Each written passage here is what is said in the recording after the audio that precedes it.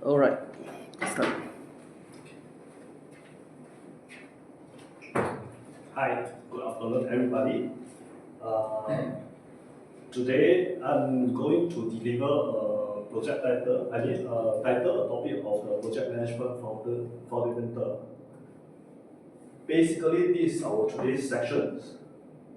Uh, we would like to go through the introduction of the what is the project management, the terms of the terminology of the project management, and then the second module that we are going to discuss is about the project management framework. And the third module will be about the project management process. So basically, I would like to brief you guys about what is the process inside the project management. And of course, last but not least, just brief you guys a little bit of the case study for the project that I'm involving right now. Basically, I'm Lau. You can address me Lau, and I'm the professional engineers in the civil engineering discipline. And basically, these are all my accreditation and also my professional certificates. So, in order to become a project manager, so we need to have a different kind of the knowledge, not only limited to the knowledge in our field. That's why actually I try to pursue some of the so-called technical certification, inclusive of the Green Building Index and also the project management professional. That's one of the accreditation certificates or one of the bodies. Basically, I'm having about 20 odd years of experience involving in the industry project, commercial, and also the residential project. I'm specialist in the project management and also construction management for the industry, commercial, and also the residence project. I think it moves. Okay. So besides that, actually, I also involved in the so-called IEM activities. So basically, these are all my activities that I'm getting involved with, and also I am top mentor. So if you would like to pursue for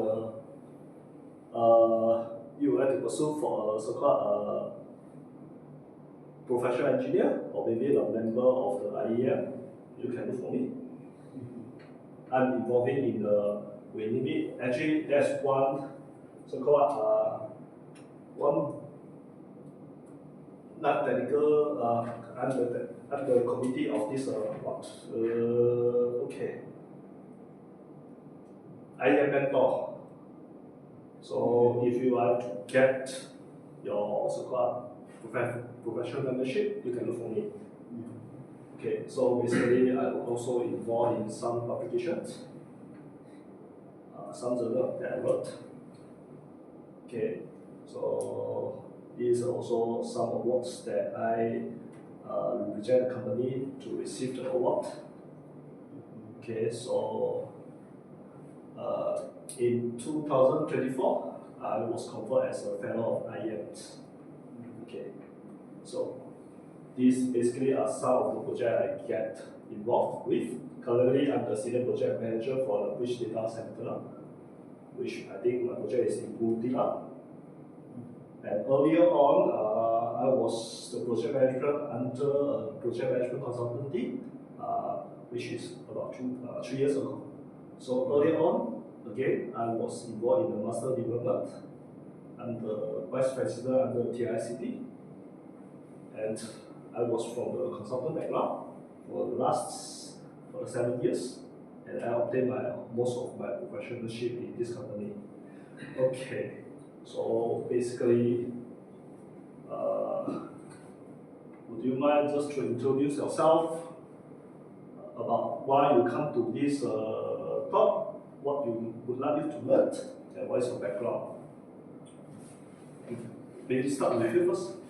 Hi, I'm Ewan, and my course is mechanical. I'm a graduate engineer, and my expectation is just to diversify my knowledge in project management and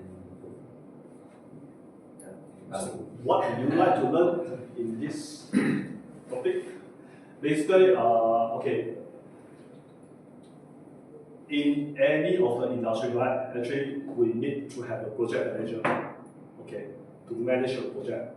So we not only need a technical person. So if your interest is in this so-called in the robotic, or your interest is only in certain field, but you also need a certain person to lead for the project to make successful the project. So in later stage, I would like to brief you guys what is the project referring to. So hopefully you can get it at the end of the course. How about you? Hi everyone, I'm Zhe Yuan. I'm a graduate engineer from FRS. I graduated June last year in mechatronics. I came here because I wanted to learn more of these project management skills to apply to my own projects, including say managing people and communication skills, how to direct them to do the tasks and whatnot. Yeah. Okay. So your name is Zhe Yuan. Zhe Yuan, Ivan. Okay. How about you? My name is Chia. I'm a graduate engineer at FRS as well. So I graduated last year in June, so quite new to the company, I would say. Okay. How about you? Hi everyone, this is Yap Zisian. You can just call me Yap. Okay. I work as an acoustic consultant, okay, for also considered MNC companies. So mainly my post consists of doing assessment and modeling for noise, and most of the projects is actually to ensure the compliance in terms of environmental. Okay, yeah. So why I come here, because of course, as you mentioned, I think most of us are very technical, okay, and probably with a lack of the soft skill and also some management skill in this project management. Yeah. So hopefully we can get a thing or two from this course. Okay. Okay.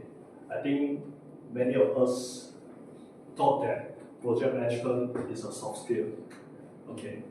So, but to me, project management is not only a soft skill, because project management itself involves a lot of the process. Soft skill is part of the project management. Project management basically is a hard skill that we need to learn, not only a soft skill. That's why today I would like to brief you guys what is the characteristic or the definition of the project, and also you guys need to understand what is the process under the project management.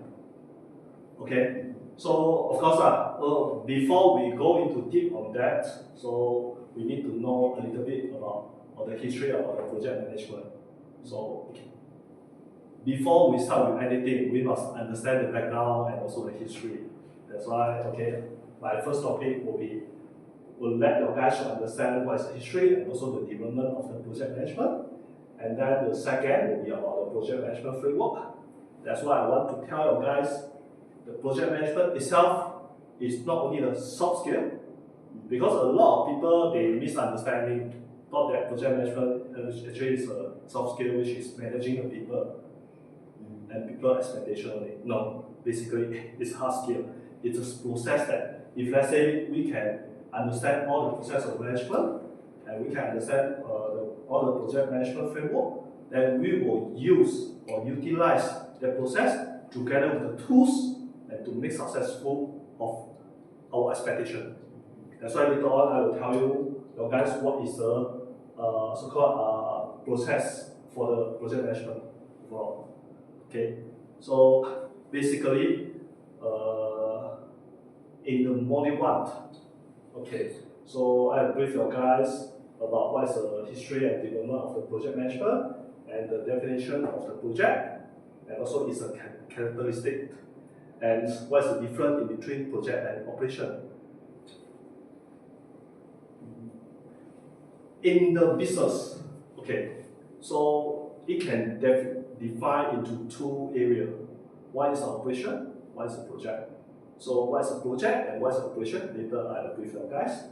And then of course, when we understand what is the nature of project, we also need to understand what's the management.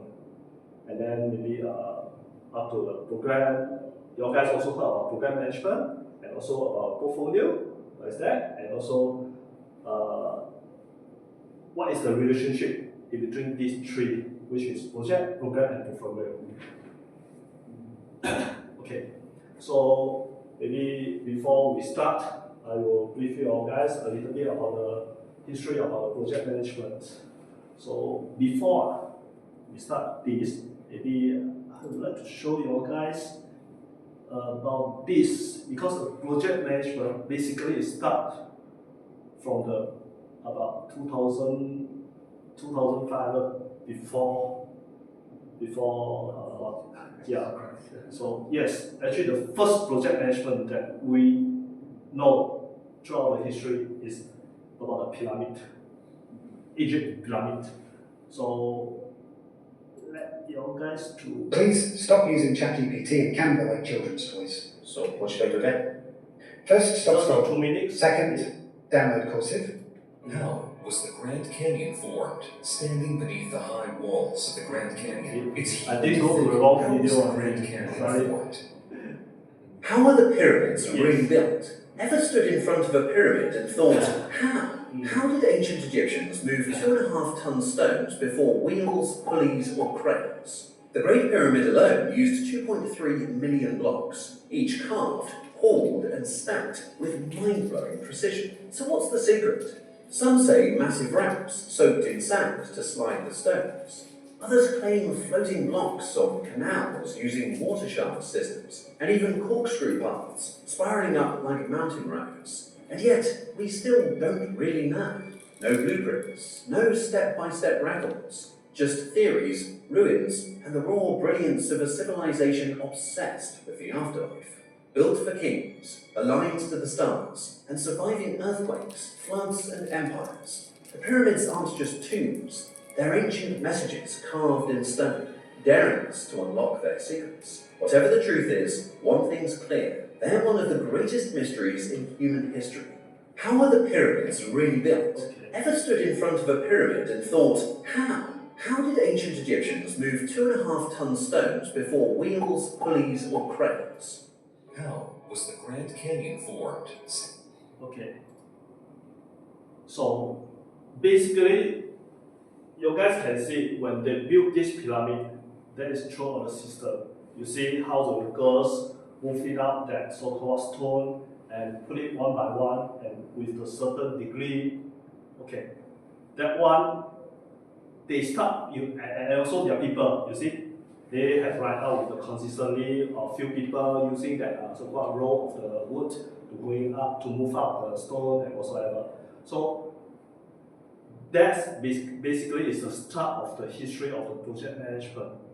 How we manage construction of to build up this pyramid. First, what they use elements, people. Correct? They organize the people to move up and also use a group of people to move up this to go up. That big stone, the big stone to go up. And also, second, what they are using, the wood to go there, right? And third, what they use the geography, which I think they they make the area to become a slope and then to slowly to move up and to build it one by one. And again, what they use that one currently it sounds like a tower crane reason. In the reason here, but last time it's not tower crane. They use that one to hang the stone and to pull it up. So that one, everything is starting with the management organization. So basically, the first so-called history in the project management is started from the pyramid construction.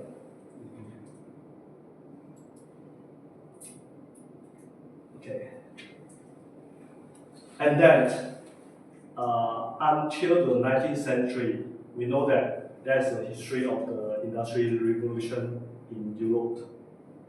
Okay, so from there on, what they build, they start building of the railway construction because they need to support transport all this raw material and also material from one station to another station. So their idea is to start with the railroad. So there's so-called the second changes or revolution of the industry to start massive construction of the railroad. But because of the so-called this long way of this, so there is one engineer named it as a Henry Gantt. They start with the time, because actually when they build this, they don't have time. They will build it, at any time of they want. That's why actually sometimes there will be cost wastage due to when you build the thing, you don't have one timeline, and then the next sequence it make the work messy. So that's why this engineer named as a Henry Gantt, he come up with a chart. You can see, okay, this is a history. This is an Asian project. You see the edging, and then this one is the industrial revolution. So they start to build all the infrastructure, railway, everything, and then because of the sequence-wise, this Henry Gantt, he introduced this Gantt chart. All of you know what is a Gantt chart? Meaning that actually it's every activity he will put out the date, which means every activity has one start date and one end date. So he has linked up all the activity for a construction of certain thing or for the development. I think in this time, actually it's about the construction of the railway. So he had put out all the sequence, and then this is a timeline. So, but throughout the years, there's another engineer come out. He introduced this Pearl and CPM. CPM actually basically is stand of the critical path method. So this one is in this 1950 years, in the Cold War era, there is a military industries techniques. Okay, so in this time, basically it's a wartime. It's a Cold War between Europe and also Russia. Okay, so that's why they need to build a lot of this so-called guns or this machinery and all sorts of equipment. So that comes from the industry revolution. A lot of factories that need to build in order to produce this gun or whatsoever. And then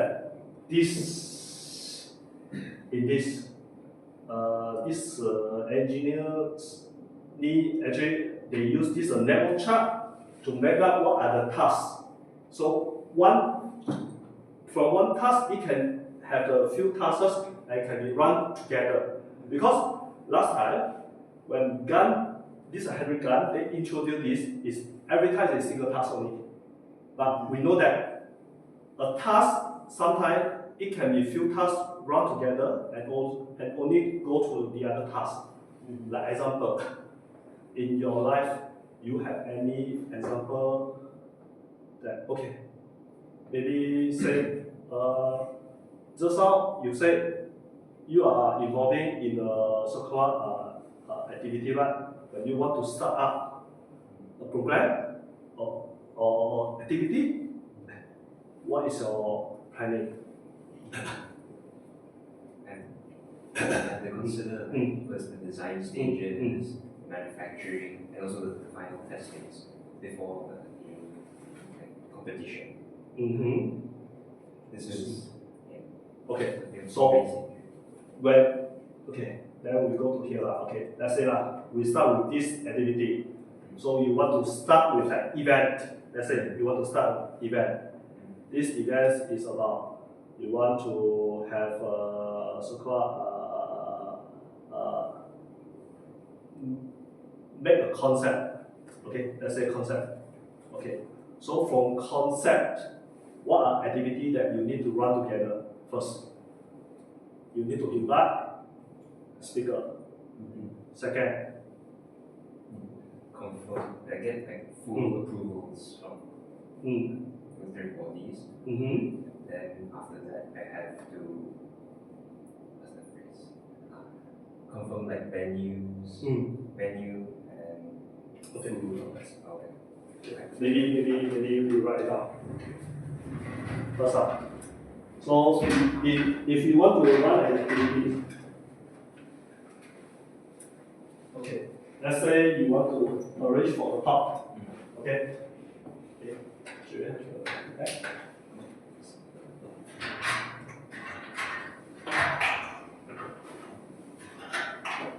So if you want to run a talk, so you need to Speaker. Like detail. no, you need to confirm what is your topic.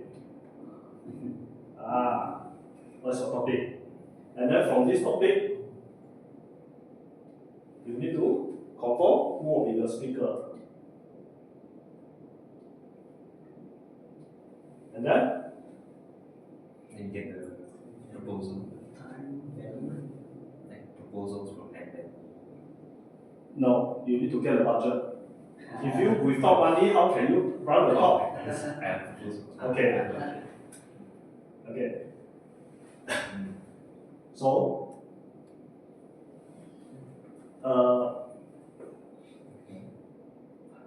okay.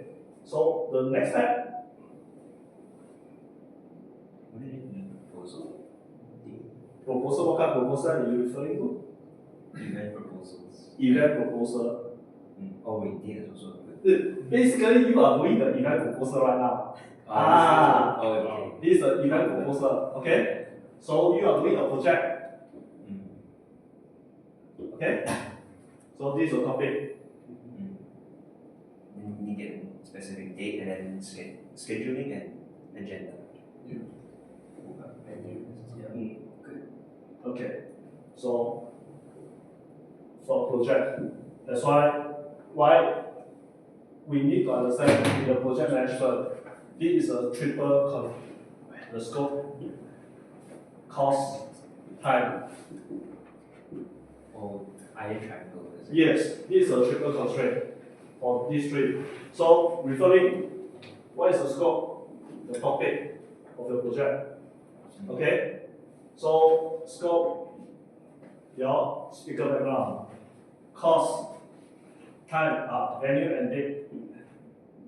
And then from this proposal, basically you are running a project, Why? Later I'll tell you why. Because you got a date, you got a cost, you got a time. And also, this one is a short period. With a certain specific time only. It's not saying that you are running you are selling a tea or bubble tea in the shop. They will call it operation. Why? Because you are every day repeating the same thing, and also it's a long term. Later on, I will brief you what is the definition of the operation. Okay. So now we need to understand overall this. Okay. So we come to this. That's why I said, when we list out everything like this, then we have to date when to get a topic, when to get a speaker, when to get a budget, and when to confirm this. We have the chart we come out. That's why this we call it Gantt chart. Okay, but we cannot make it at the same time. If we make it at the same time, okay. Example, you need to confirm the topic. Then, let's say this is a date. Then you only can find a speaker, this another date. Then you need to get a budget, this another date. And then you need to confirm the venue and date. Wow, so long already. So this is a Gantt chart. So when they know that, actually basically those items, they can make it concurrently. That's why it comes with the per. It can shorten the time. And then it tells us what is the critical. Okay, we come with this. What we can confirm together, basically, topic and speaker. That's why this is A of one topic.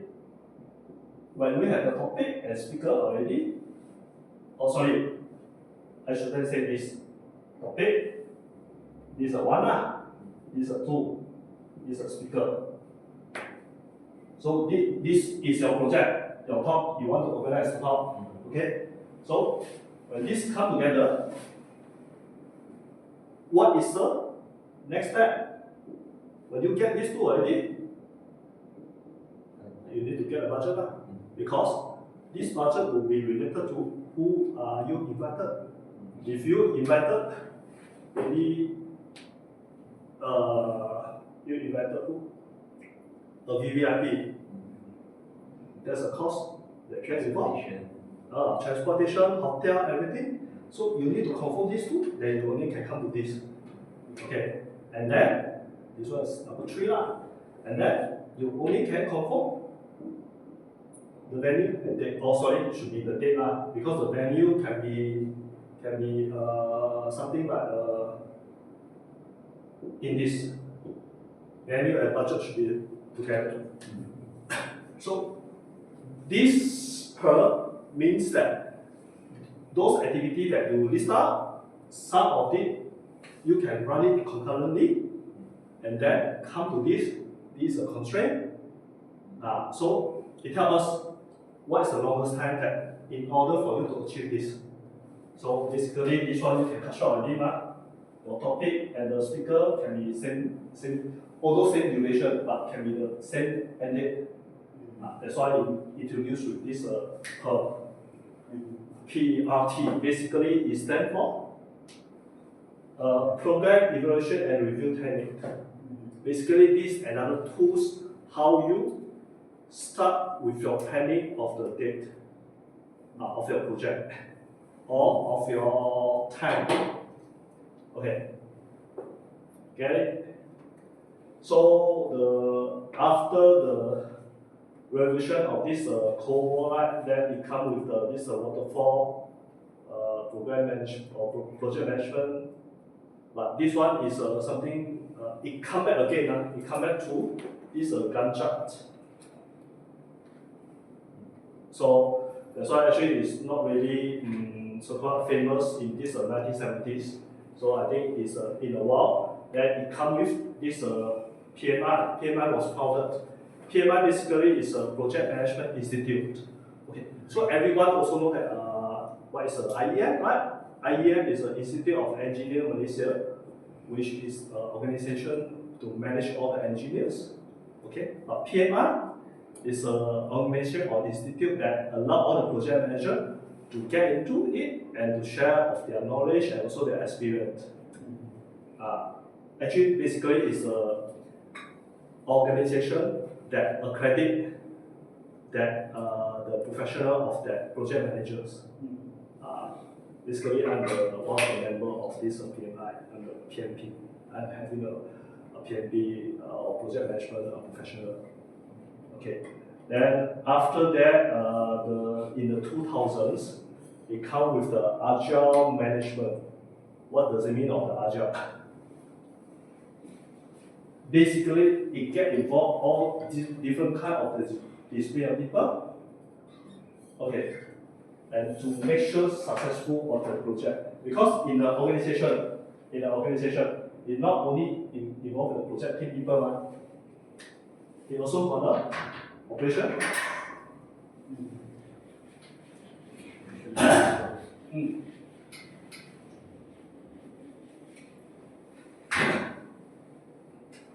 You in the organization, it can be a project team. When you have project team, maybe this organization is big, you will have the we name it as maybe procurement. Okay, and this one is account or lawyer. This project need to be cooperate with this whole department to make successful a project, because in the project team, not everyone have the procurement knowledge, not everyone have the account knowledge, not everyone have the legal knowledge. This is an example only lah.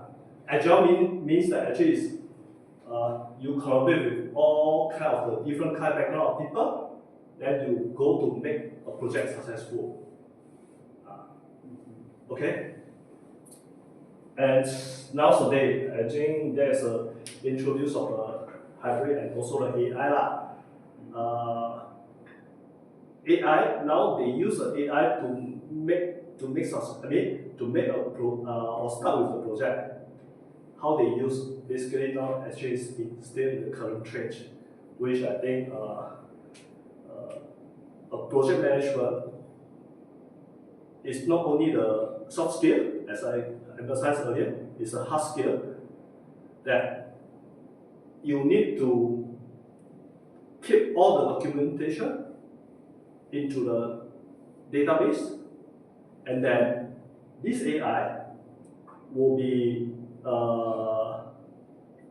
analysis on all the data that you keep into that, and then come up with the so-called option for you to choose what is the decision that you want, what is the option.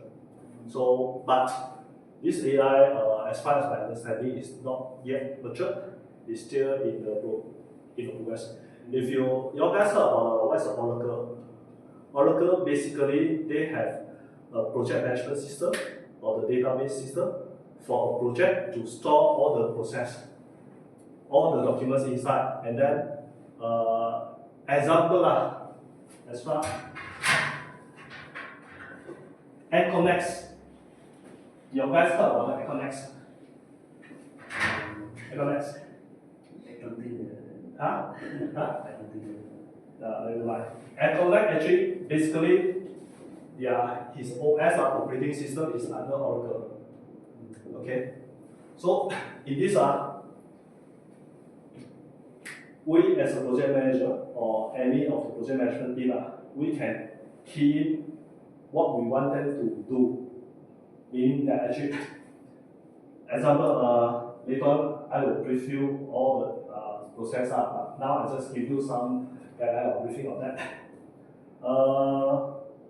We know in the project management what we need to manage. We need to manage the drawing. We need to manage the shop drawing. Okay. We need to manage maybe the material submission. Okay. And from this after client discuss with the consultant, he already agree with what they want, then the consultant will upload all the construction drawing into this, and then contractor, and then this will issue to the contractor. And when the contractor take all this drawing down, they will start to prepare for shop drawing, and this shop drawing will be, they will tell who to assign to review, to which display or consultant to review. So, and then also the contractor will be uploaded all the material submission. All your material need to get reviewed and confirmed and approved by a consultant. So they will upload it, and then the client will start use this accounting system. And then this material submission, client will decide materials will be reviewed and approved by who. So he can keep all the information inside here, and when the contractor he submitted, he cannot simply support, or he cannot tell the client that, oh, I forgot to issue to him, or I forgot to issue to this consultant.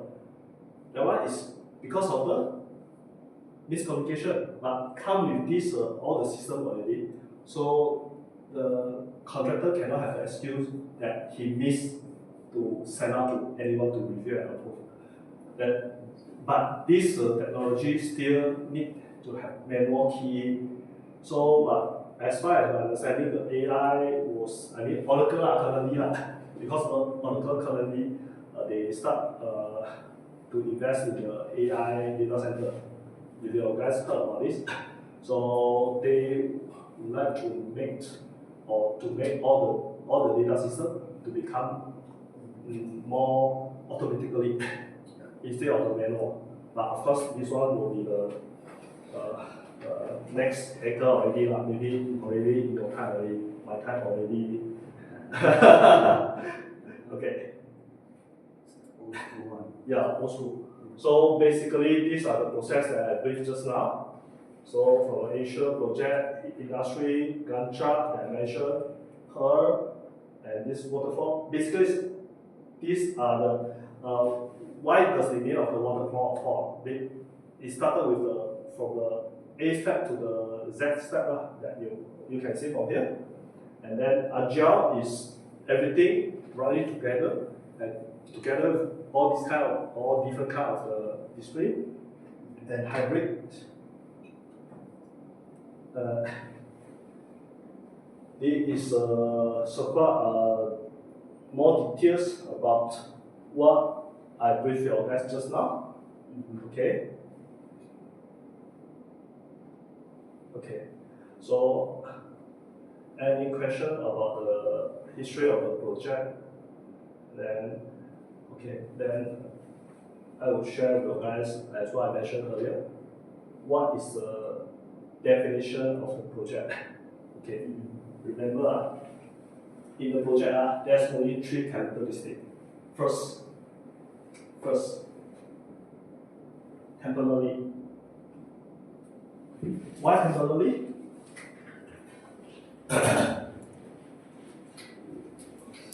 Start and end. Why temporary? Time constraint. Cannot run indefinitely. It's not time constraint. Project temporary in here means you got a start date. Second, you got a end date.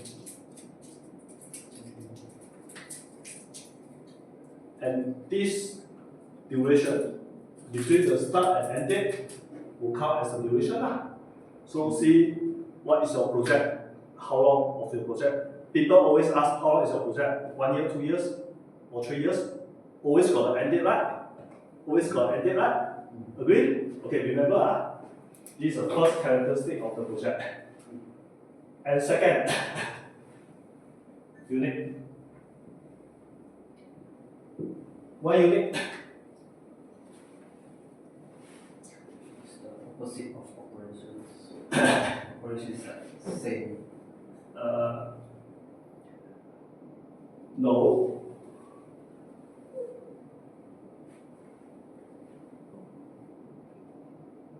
Operation is repeated,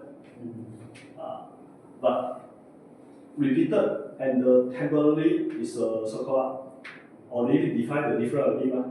Okay, so this is a project. This is operation. Okay. Unique is because of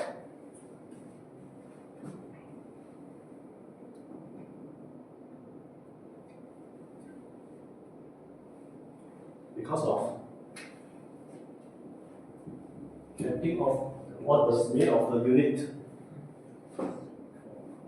Huh? Your client got some very specific things they need to meet. So you have to make it unique to those requirements. Okay.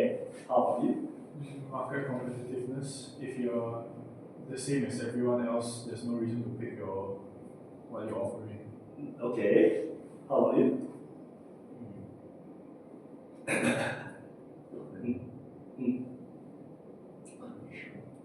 Okay. Maybe we start with the things that surrounding in your life first. Okay. So project you want to build a hospital. Is this product unique? Hospital is a building.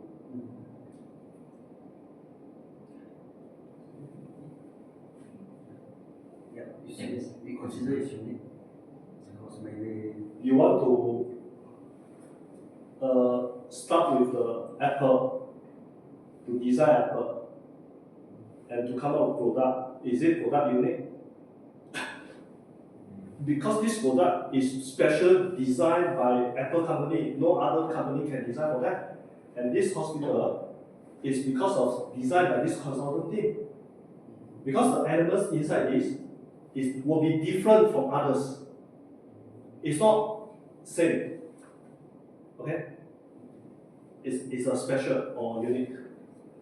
What if the hospital you build another hospital but it's exactly the same? Let's say the geometry, the size is the same. So do we consider that as a project? Okay.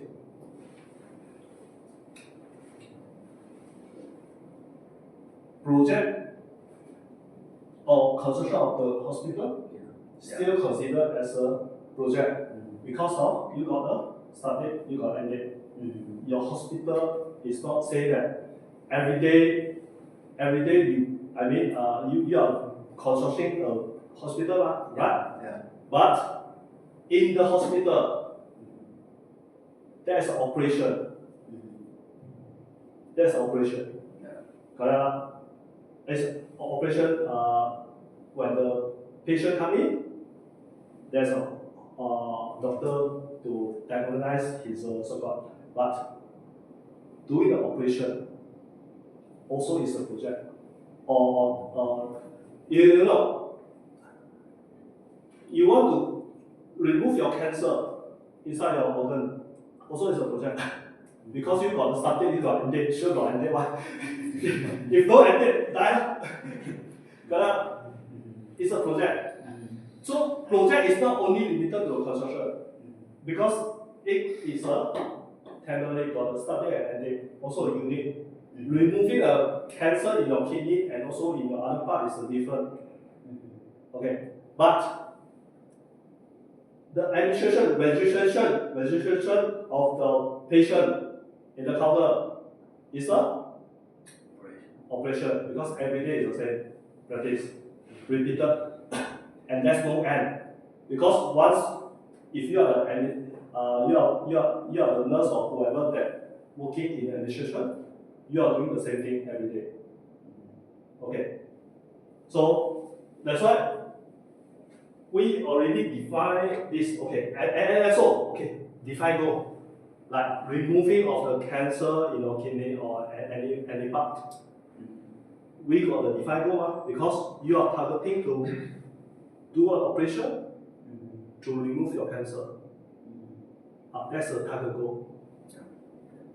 And unique because only this doctor, specialist, he can do that at that time. And that's a subject and end date. So I'm using this live example to tell you what is the difference between project and operation. And again, it's a non-repetitive or non-repeating example. What I say, what the example that I given just now is, you removing the cancer in your kidney, for this patient will be different in other patient also. It's not same. Okay, but when you register, same process. This is a procedure. That's why when operation, we need the procedures, all the steps. But of course, in project, we need to have all kind of the steps also. Therefore, we name it as a project management because management, that's a definition. All the steps must be followed. Okay, and also in project, they're also having a constraint, having an assumption. What is the assumption? You produce an app or iPhone and you selling an iPhone also with our product also is an Apple. But when you produce this iPhone and also when you selling an iPhone, it also is a two different kind of the so-called definition. Producing an iPhone or maybe iPhone 18 is a project. Selling an iPhone 18, no, again, depends. Depends. If you are first selling and you have a target, so how you want to sell it, how you want to launch your Apple or iPhone 18, how you want to launch. You have your start date when you want to launch. you definitely you have your end date when you want to finish launching, correct? Okay. That is a temporary. That for your launching of your iPhone product, you definitely have the defined goal, correct? How many units that you want to sell, okay? And the product of iPhone 18 that you're selling is the first time. So your selling point is a unique because it's different with the iPhone 17 already. So unique. It's a non-repetitive because you're launching your iPhone 18 for the first week or maybe first month. You already define your duration already, correct? So launching of the iPhone 18 Pro Max is a non-repetitive and also is temporary because there's a duration that you define, and also you have defined your goal. Your goal is you want to hit the target maybe 10,000 during that month. Okay. After that, let's say after the launching of the iPhone 18, then you put it in the Apple Store or whatsoever, then you selling like usual. They won't call it operation again. Okay. That's the difference between operation and also the project. Okay. So these are the example of the projects. Okay, we can maybe see constructing a building, a bridge, a road. Again, maybe can you share, in your opinion, why this one is classified as a project?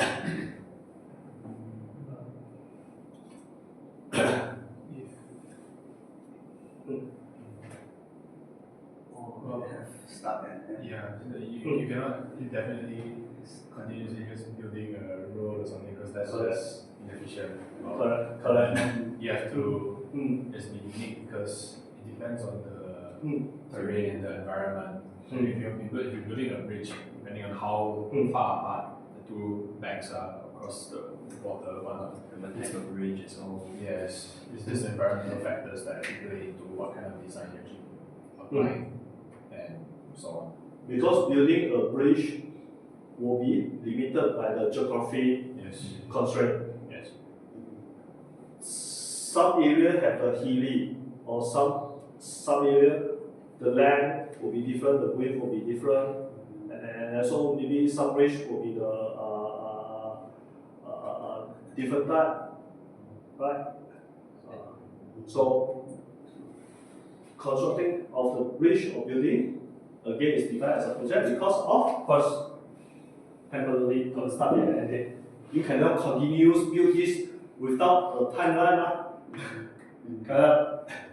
It's a unique because the design of the bridge will be different due to the constraint or maybe due to the client's their own preference. Okay, and also the third. What's the third idea? What's the third? Still remember? Define goal.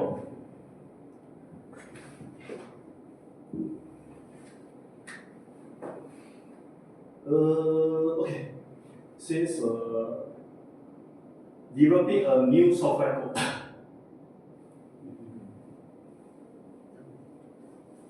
Why define it as a project? It's new, it's definitely unique. As for start, Because of different software, the code will be different function, and you need to put out all the different of the code, right?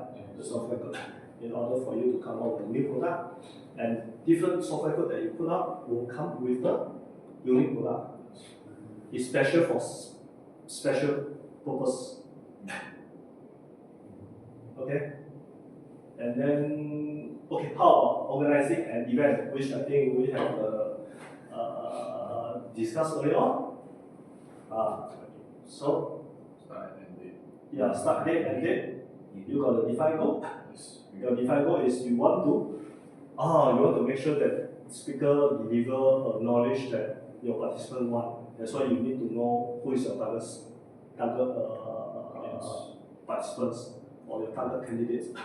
Then you only can come with this event or deliver talk or maybe sport carnival or welding party. Why? Welding party considered as a project, not an operation. You can have multiple. Once a week. Shoot. Once in the life, but can be second time or third time. But still it's a temporary because you got the start time and also your end time. Your marriage can be 3 days, cannot be the whole life. Cannot be every day also married. Maybe you can marry 3 days, then after that 1 year you divorce and you marry second time, it's your second project again. That's a second project. And define goal. What is the goal of this wedding event? You want to make sure this guy can match together with this girl only, but then after they are swear or whatever, wedding done. Complete. That's completed. Okay. So this basically an example of the project. Okay. Then we come to the operation. I think just now we also have brief just now. So what is the characteristic of the operation? First up, it's okay. We just use this as a comparison. Project is a temporary, but operation is a ongoing. Okay. Like what I mentioned, you launching iPhone or Apple 18 Pro Max and also selling the 18 Pro Max. Launching for 18 Pro Max is a project because of you got a temporary date. It's a temporary date. But selling a iPhone is a ongoing. You every day you also selling a product. Okay. Then second, it's a repetitive. You are selling the same thing. You are doing the same exercise. When people come in, when customer come in, you are pushing, you are telling the same thing. So it's a repetitive. You are selling the same product. But of course, it's not only limited to the iPhone, other product, okay? So that in your Apple Store. So that's why we name it as a business operation. It's not a business project. You launching an iPhone is a project. You selling an iPhone is a operation. Okay. And of course, the third item is do not fit all the criteria that we mentioned just now. It's a unique. It's a maybe we cover it again. Go to the next slide. There's no special goal. Your goal is you want to earn money only. It's not special. It's not specific goal. Okay.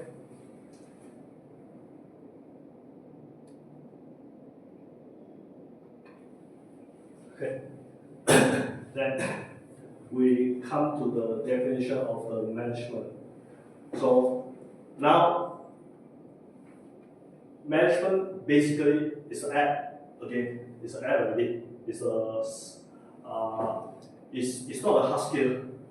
It's a soft skill. That's why we call it the action of getting the things done throughout the certain process with other people. So you need to know how you approach with other people to get this thing done. Then in this management, there's things that you need to manage. First, human resource, financial resource, technical resource, physical resources, natural resources, and some of the other resources. So, in short, management is an act of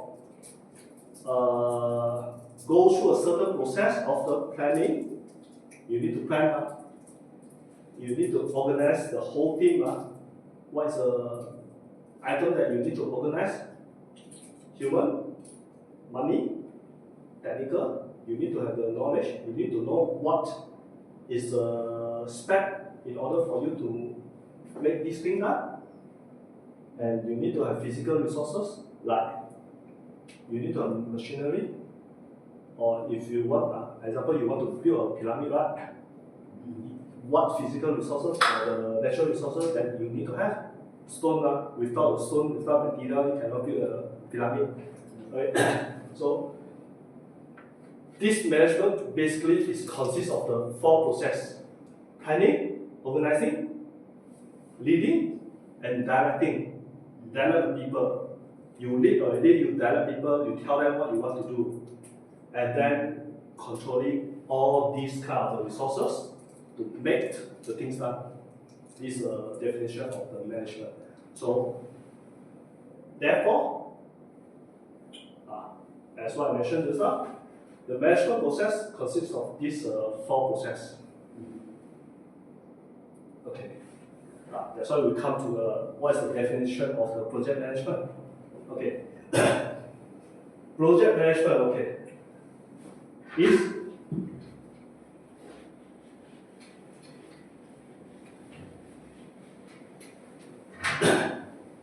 just how we say what is the project? Temporarily. Okay.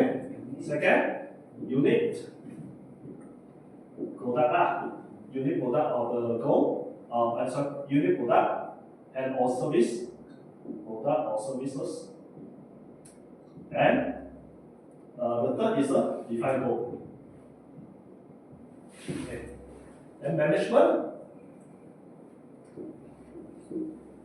is having this 4 steps of the process, 4 process, planning, second,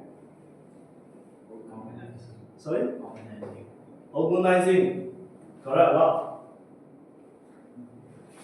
I remember the last one is controlling. Then the third one will be direct. And third, sorry, the second? Organize.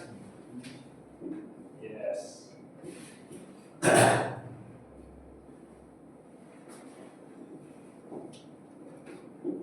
Project management.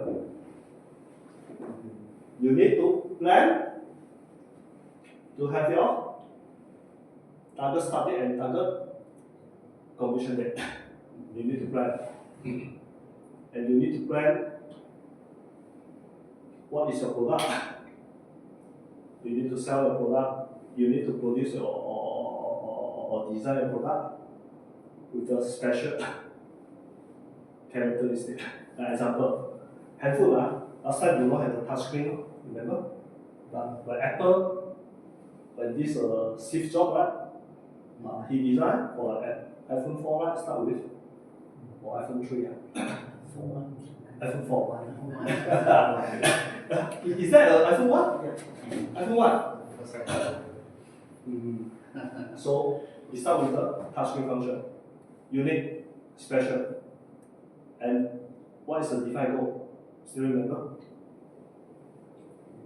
When Steve Jobs launching this Apple or iPhone,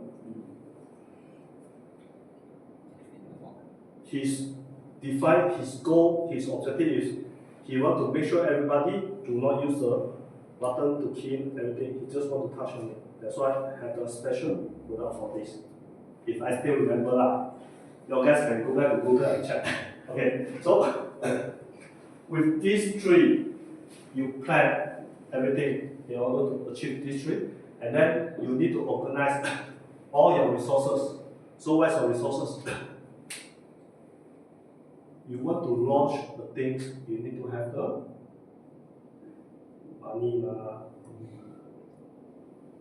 You need to know this product whether meet the any of the guidelines or not. You cannot simply, that's why we call it maybe what idea. We'll go back to this. Technical. You you need to know what's the technical things that you need or technical spec that you need to so-called comply with. Then you need to know what are the resources or what the material that you want to use. Either it's a natural resources or it's a man-made product. Okay? And then you need to know who are the people, humans. You need to hire engineer, hire designer, hire a software engineer, and also who else that you think in order to come up with an Apple product? Actually, Huh? Okay. What else that you guys can think of?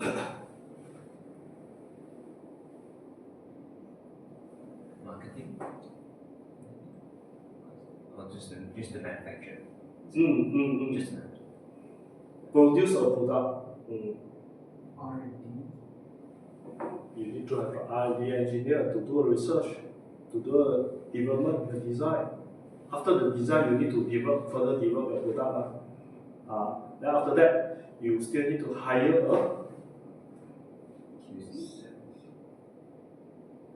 factory of people to produce the product. That one is the operation already. It's not a project already.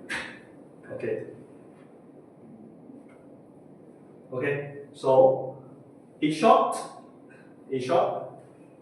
project management is a management discipline of the planning, organizing, leading, controlling the organization resources to achieve a defined goal. Which is, under the project definition, defined goal, have the start date and end date, or the temporary, and also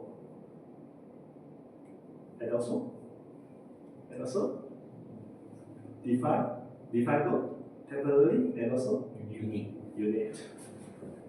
Okay, come to this. We know that every kind of the work must have the certain guideline. We cannot simply do anything without any guideline or any bylaw or any technical spec. Even when we design for electrical system in the house, we also have the spec like MS, UPBR. UPBR actually basically is stands for the Uniform Building Bylaw. Okay, and also for Malaysia standard in order for you to design an electrical system. So in the project management also, again, it's not a soft skill like management. Basically, it's a combination of the hard skill and the soft skill to make sure a successful of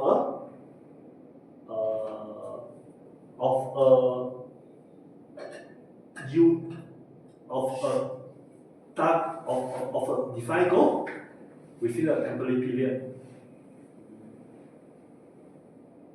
and to produce a unique services or unique product. Okay, this is a definition of a project management. So in the so-called project management, there is a unique process or that under the PM book. Okay, so in another definition under the PMO is basically is application of the skills, your skill, the knowledge, using the tools and also technique, go through this project process and the activities in order to meet the project requirement and also the stakeholder needs. Okay. So later from PMI, PMO. This basically is defined under the PMO. PMO basically is a project management bodies. Let me find out for you. It's under PMO knowledge.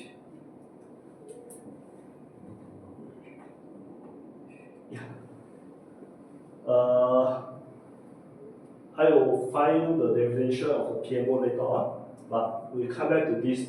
That's why I say just now, project management is not only the soft skill, basically it's a management of the scientific approach, using a technical skill, tools and techniques, and also soft skill and the people skill. Meaning that you still need to approach the people by using a soft approach, or maybe sometimes to certain people you need to use a hard approach. You cannot just simply pursue, hey, Mr. Yap, I want this. Sometimes if Mr. Yap don't want to listen to you, then how? You need to press him by using your certain of your this authority. He has to follow you. So this is a soft skill. But in the project management, basically it's a combination of the hard skill and soft skill. Hard skill, that's a scientific approach, which I think we are going to discuss later on. Okay? And the soft skill is something like how you approach your people, how you manage your people.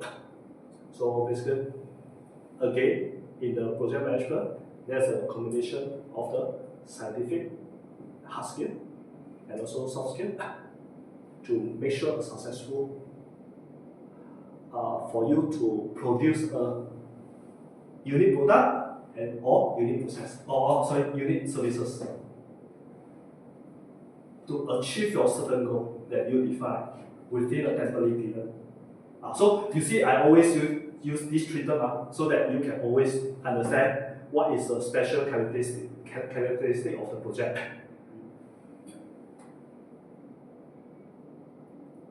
Okay. So come to this. Just now we talk about project already, now we talk about the program. In short, there are too long of the definition. I don't want to explain here. If let's say you are doing two projects, project A and project B at the same time, project A and project B will have the different goal or different project timeline. Correct? If same project timeline before, you will put it at the same project again. Correct? So there might be a different goal. Maybe you are building let's say a data center with maybe 30 megawatts only. This is a project A. For project B, you are building a data center for 60 megawatts. And project A, your client maybe will be Oracle. Project B, your client may be a TikTok, okay, or Facebook, or Microsoft. So, client for Microsoft and client for Oracle, their requirement will be different. Their requirement or their project timeline to complete this will be different also. This so-called Oracle maybe required for 12 months, but TikTok maybe required for 6 months. So this that's why we name it as a project, because will be different, or we put it as two different projects. Okay, so under this project A, project B, if under one person to manage it, it will become a program. Okay? More than one person. Yes. So for portfolio management,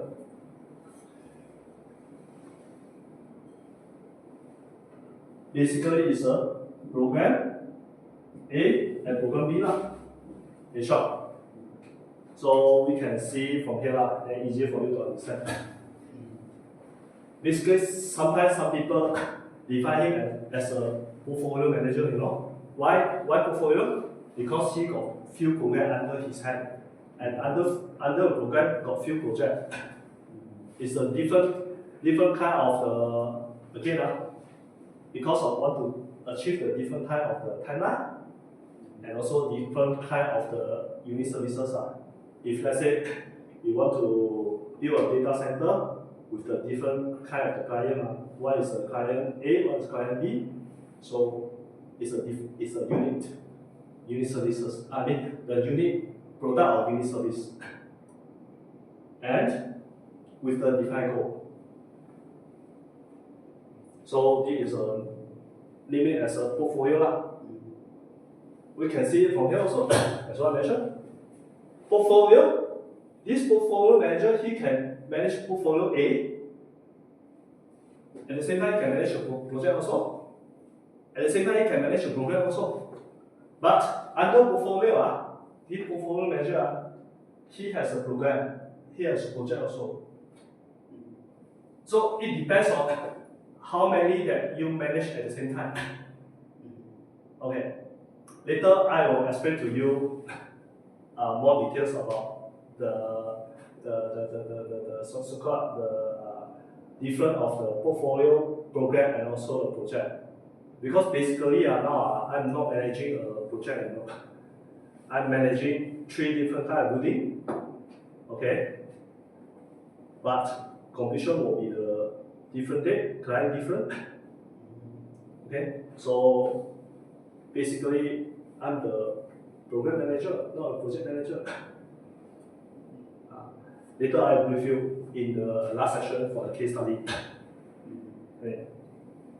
So again, so these are differences of the key differences of the project, program, or the portfolio. Okay, means actually, you see, if you are doing the project management, you are working on the project level, and then you are manage the resources. You manage the resources only with the project, because the project has a one defined completion date only, one defined start date and one defined completion date, and also it's a unit services to the certain client like TikTok or Facebook. Okay, their requirement, and also the defined goal. What is their goal? Oh, I want to complete this 30 megawatts or certain thing. Okay, this project level. So you see, the resources are the same, and then success to deliver the project on time, budget, and the spec at the same time. Meaning actually everything is the same. Okay.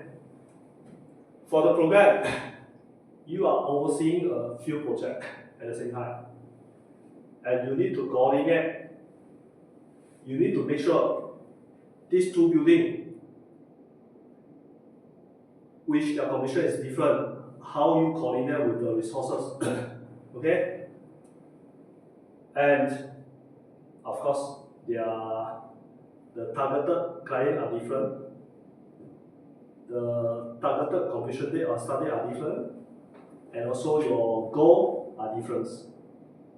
This is a program management. And of course, up to the level of the portfolio is a whole thing already. Okay. So, in this page, any question on this? If no, okay. Then, okay. What is the difference between the project and operation? We talked so much about the definition of the project and also operation already. Maybe anyone of you can give a defined definition of the project and also the definition of the operation. Project is unique. I need to draw first.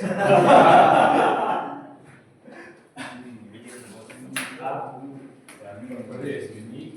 There's a start and end date, and there's a defined goal. Operations are repetitive and ongoing, and not related to the goal. Yeah. Is it the No specific. The one is Okay. goal? No Never. First, project, operation. Temporary. Temporarily, correct? Unique. Okay, what? Unique. Unique, okay. Third, Well-defined goal. okay. Operation? Ongoing. Ongoing. Second, Routine. huh? Routine, okay. Same. Okay, let us see the answer. Is it repetitive? Repetitive. Okay, bingo. And All correct. Okay. Okay, the next. This is not objective, this is a subjective already. So, organizing an event, example, Olympic sport. So, is it considered as a project or operation? Explain your reason. Project. Okay. Reason? it's a Due date. yeah, it's a date which gives you the time, the duration. That is a start date and end date. Yes. Because Olympic, how many months? 1 month, right? I think it's depend like usually 1 month because there's so many sports. Alright. Sport. Yeah. Okay. The second, Unique because why unique? There's not that many of it's every 5 years there's one. and Four. every years. and in different locations each time as well. And And there's a different sport in the different kind of country. that's very fancy. If let's say one day it comes to Malaysia, definitely we'll have the sepak takraw already. Correct? It depends on who is the organizer or which country is the organizer. Okay, then third. If you define goal, it's a sport event, you have Large scale. Mm-hmm. If you got a handphone, go and check what is the goal of the Olympic. Again, it started from the time of Greece, right? Why? It started from the time of the Greece. And why this Olympic come from, or what's the reason? Competition between countries. Between the different port, yeah. Last time they want to organize or so-called they want to unite their people, different come from a different area. So that's their goal. They want to make sure there is no war or killing people each other during the time. So that's the goal of the Olympic. That's the defined goal. So all bingo.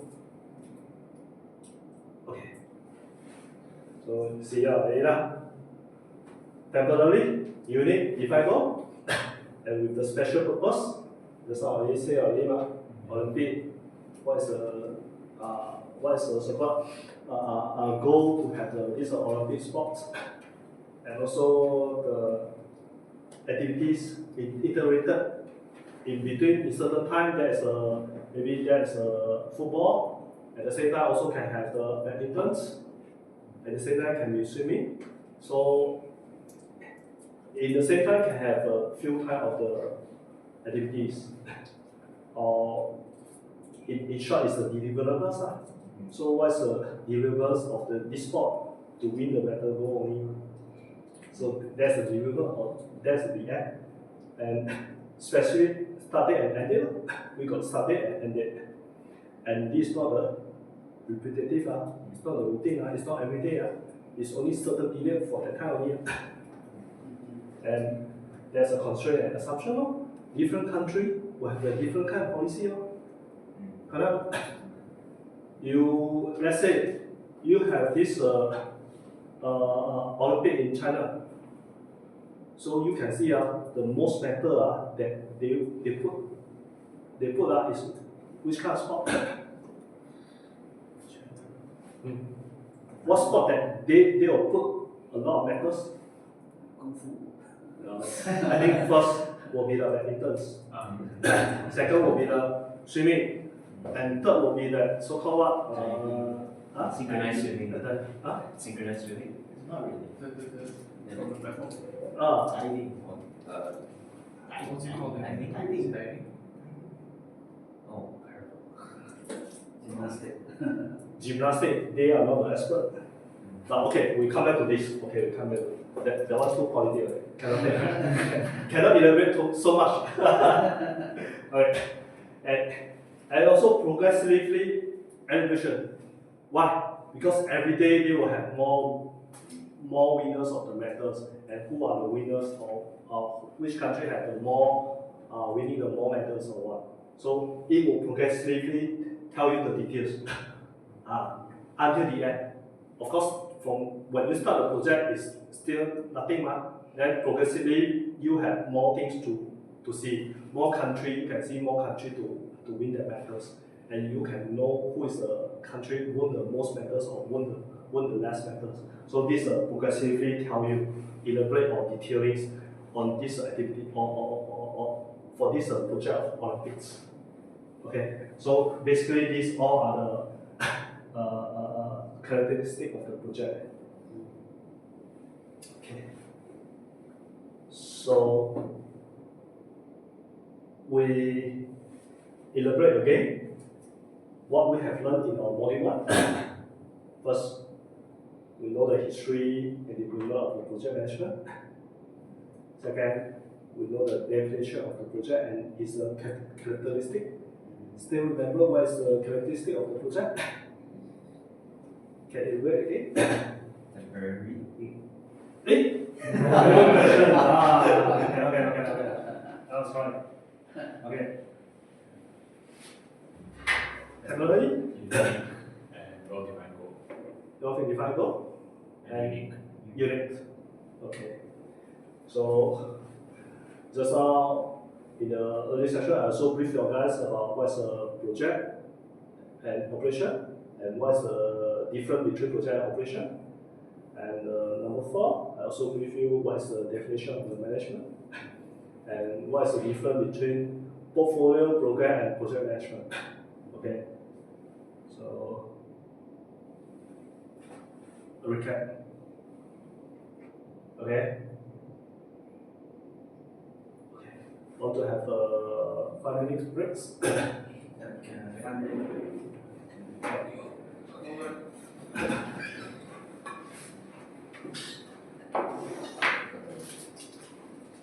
Charm effect. All right. Okay.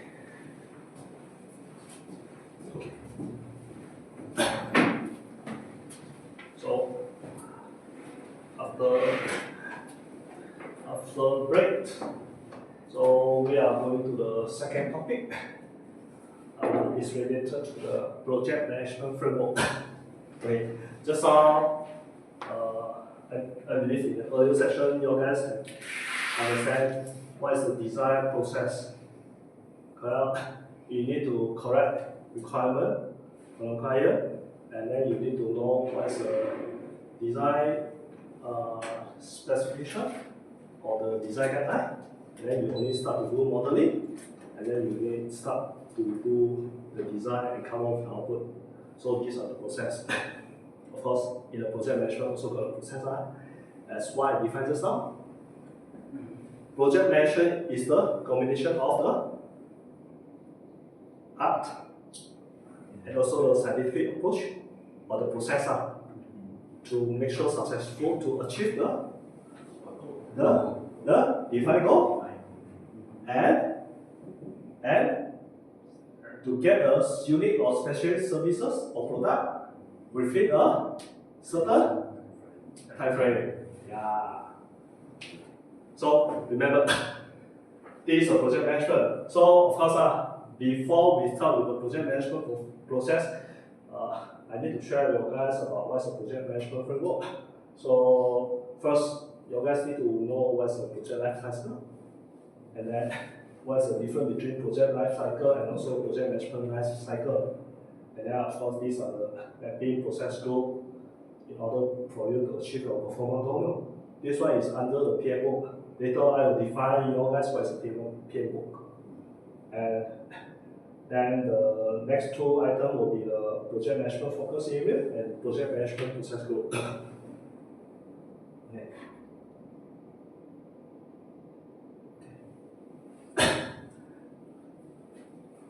We have the process to do the design. Okay? But we also have the process to do a project. What is the process? First, you need to start the project, Alright? Second, when you start the project, how do you start? Define the goals and Sure, right? You need to define what is your goal. And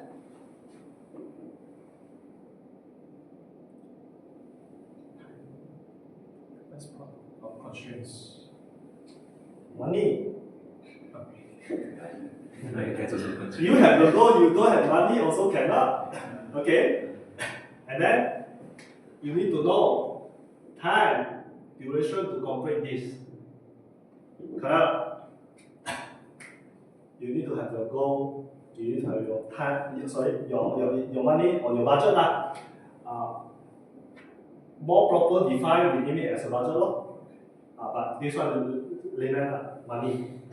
And then within your certain duration. So this is a define and planning. When you define it, you need to plan about how you achieve your goal with how much budget that you have, by when you can complete. Some can be 3 months, some can be 6 months, some can be 9 months or 12 months. And then when you define already and also doing a planning already, you need to start to execute it and also implement it. How you execute and how you implement it, later I brief your guys the process. And then after you implement it already, you need to close the project. You cannot leave it open. Correct? Why? Why project must close? Why? You're right, that's the end date. Smart already. Okay. And then, according to the PMO, PMO basically is defined as the project management body of the knowledge. It's under PMI or the Project Management Institute. It's one of the US recognized institution to recognize project management professionals. Because in engineering, a professional engineer, for the project manager also need to have professional project manager. Then that is only fair to the project manager who work hard. Okay. And under this PMO, here define a project life cycle is a correction of the general sequence and sometimes overlapping, of these project phases, whose names and numbers are normally determined by, first, depends on what kind of industry that you are in. Launching iPhone product is under marketing, it's not under a construction project. It's under marketing, but it's also defined as a project. Okay? Constructing a data center is under which industry? Construction industry. Okay. So it means actually the project management is very wide. It's not only limited to the construction. It also can be limited to marketing. You are doing a marketing product, or you are doing an event. You are organizing an Olympic, or maybe just as what I started earlier. You are organizing a talk, an event. So that's also defined as a project. So in other words, if you are the project manager, it's not only limited to a certain industry. It actually covers every industry that whatever that you involved in, as long as there's a 3 characteristics that I mentioned just now. What's that already? Unique. Temporary. Define goal. Yes. So basically, in this PMO, it just tells that how you are as a project manager, how you manage the project by using this scientific approach. Okay, it's a scientific approach. It's not a soft skill, it's a hard skill also. It's an approach by using a more proper way. Then we name it as a scientific approach. And in this scientific approach, there's a certain process that we need to understand. Okay. So I just say a typical example for construction project.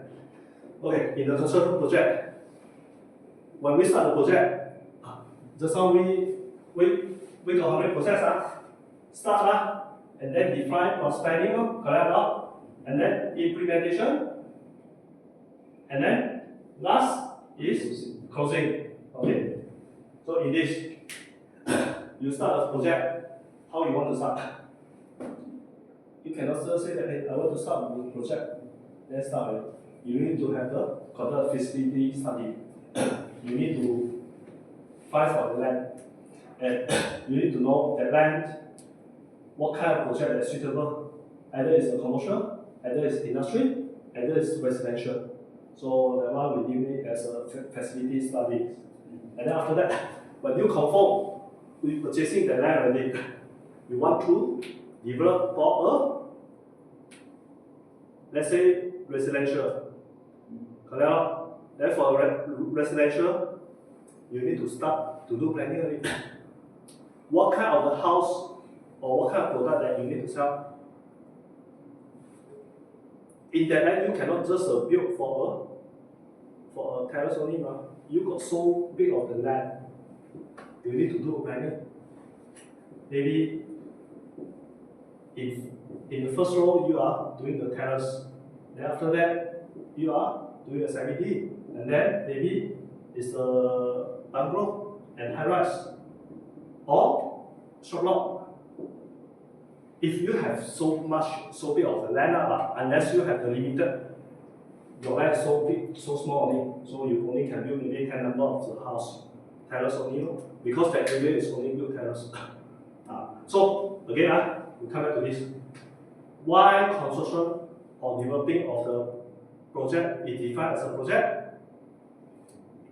Unique product, because you are building a terrace, you are building a CBD, you are building of this bungalow or shop or maybe high rise. That's a unique. Okay, and also within the time frame, temporarily, you need to complete within certain period. You cannot continuously build, constructing the project unless you have the very good financial power and also a lot of buyer. You cannot. No, I mean, all the work build the houses without stopping, without ending. You need to complete the project so that you can hand over to the client, to the purchaser. Correct? So when you do the planning on it, you need to do the design. When design come out, that's why I said, when design come out already, you need to do a procurement. So you guys know what's the definition of procurement or what's the meaning of the procurement? It's meaning that you are asking people a cost to do this thing. Resources. It's not resources. Procurement it can be also is something that you are asking for resources, asking for people, asking for team, or asking for cost to build this. This is a procurement process. And then after you procure already, there's a construction. After you do all the construction already, you need to do a test and commissioning. Or else your house no water. There's a water connect to your house, and then you test it. You want to ship. If you do not do a testing commissioning on your toilet flushing, then later on when you use toilet, your shit cannot come out, and so it cannot go into the sewage treatment plant. You are not doing the testing commissioning. After the whole process, you only hand over to your purchaser. And if let's say, of course, the operation is only referring to certain project that you are doing, like example, only referring to not the industry project or the factory, or maybe for the shopping mall. Or if we don't referring to the construction, we're referring to the marketing. When you launching a product already, your end date done already, right? You launching an iPhone, your product end already. you need to continue to selling the project. Cannot say that after your project, then your iPhone defeat, then nobody come to buy it. You are not doing the operation of the selling. So this one is selling. After you done your launching of the product of your iPhone, then you are selling the iPhone 18. Okay. Okay. Then just now we define on the project life cycle.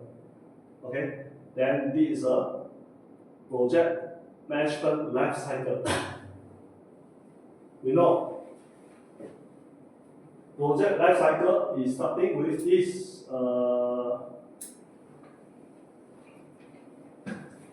facility, planning, tender, construction, and handover. Correct? This is a project life cycle. Then for every project life cycle, facility, you need to have your project management life cycle. You need to start, you need to initial thing, doing your facility study. And then you need to plan how you do the facility study. You need to plan who you want to hire. When you have land, you need to plan who you want to hire. You need to hire consultant. Example, you need to hire surveyor to survey the land. What is the topo? Correct? And you need to consider hire a planner. How you want to diversify this land. This is a planning, and when you plan, you ask them to do already. Then you need to monitor their progress. Then after that, after the planning, after the feasibility study, you need to close the project. Or they pass you the things already, and you need to see this, the end project, what you want to do. So you need to start, okay, in your planning and design stage already. So again, repeat the process until the tender also same thing. You need to start to plan who you want to hire. Okay, what is the process? You need to start to execute, call for tender, ask people to come in to give a price. This one is implementation. So monitor, you need to monitor the price. Then during the construction, also the same process. During the handover, also the same process. You need to know who is your owner. If let's say you are constructing a factory project, right? Your owner is the operation team. Okay, then you need to tell him, this manual that you need to,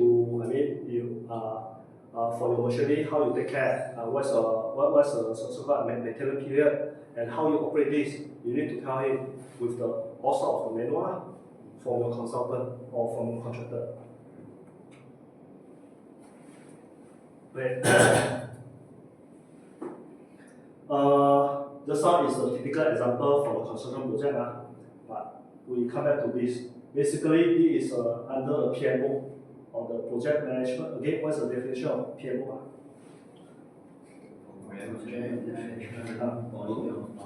Yes, you're right. Basically, I forgot already. Thanks. Right. So, in the project management, just now I talk so much. So we always remember only three, but basically, it's not only three things that we need to manage.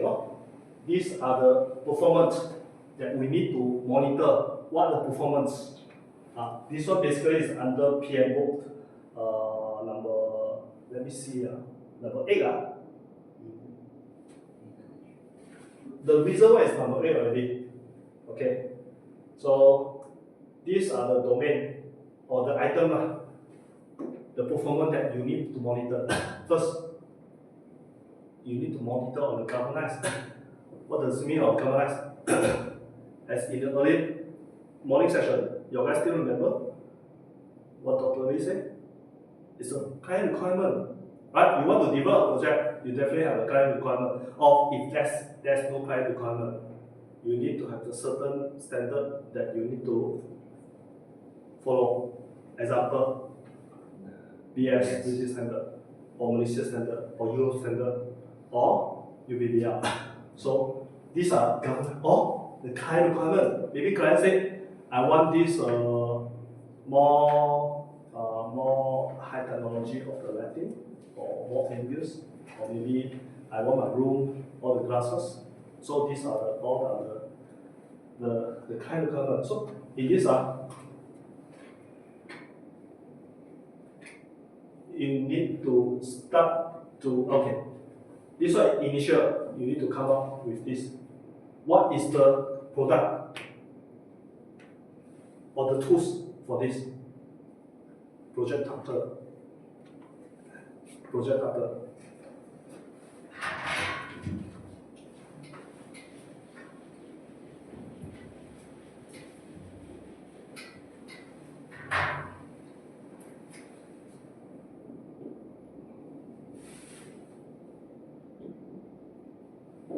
Remember this term, I will always talk about this term later on.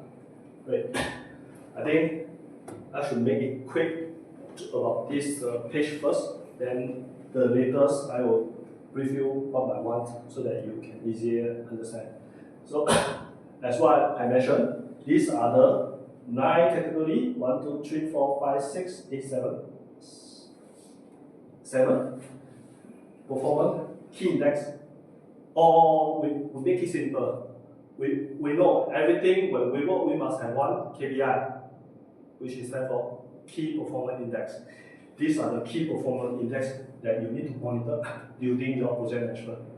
First is about the governance. Second, about scope. When you want to start your project, you must know what is your scope. Scope means what? Your goal, your defined goal. Correct? Just now we are talking about 3 items only. Now we expand it more. Remember, 3. Our project 3 triple constraint. What is the scope? Or the goal, your goal. Second, when you have scope, you must have money. Then third, you must have your time. Okay, so just now we are talking about triple constraint, these 3 items. But now we need to expand it because it's not only limited to these 3 items. In the project management, what are the items that involve?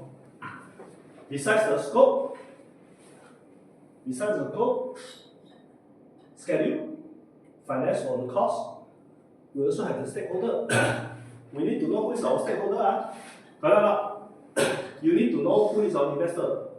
Because when you're doing a project, you have your people to manage your investor. Example, if you are not the funder, you should have your own funder to invest in your project. So he is your stakeholder. And then when you do a project, you need to know who is your buyer. He's your stakeholder also. So that when you know your buyer, then you only can know that what are the products or that you can successfully sell it to him. Your target, who is your targeted buyer? Either it's oldies or young generation, or maybe it's children, or baby, or woman. So this is your stakeholder. All is your stakeholder. You need to identify. So during your initial project, you need to do these few kind of things. First, you need to identify who is your stakeholder, who is your funder. You need to get a funder if you don't have money. Correct? Because in order to start a project, you need to have these 3. Money is important. If you don't have money, you don't have funder, you cannot start a project. After you have money already, you only can define your scope. And then when you want to complete, again, this will be all related to the stakeholder management when you initiate a project. So, in this, under the initiating process, governance, that's what I mentioned just now, you need to know what is the project requirements, what is the spec that you need to follow, or maybe in certain spec, in certain countries, they have their own policy. Understand? Example, in Malaysia, if you want to invite the foreigners come to invest into Malaysia, right? foreign investor. You are looking for your stakeholder, right? Your funder is foreign, from foreign country. You need to know what is your policy or what's the Malaysian policy? Can a foreign investor having 100% of the share in the Malaysian company? Cannot, you're right. It only can have certain percentage.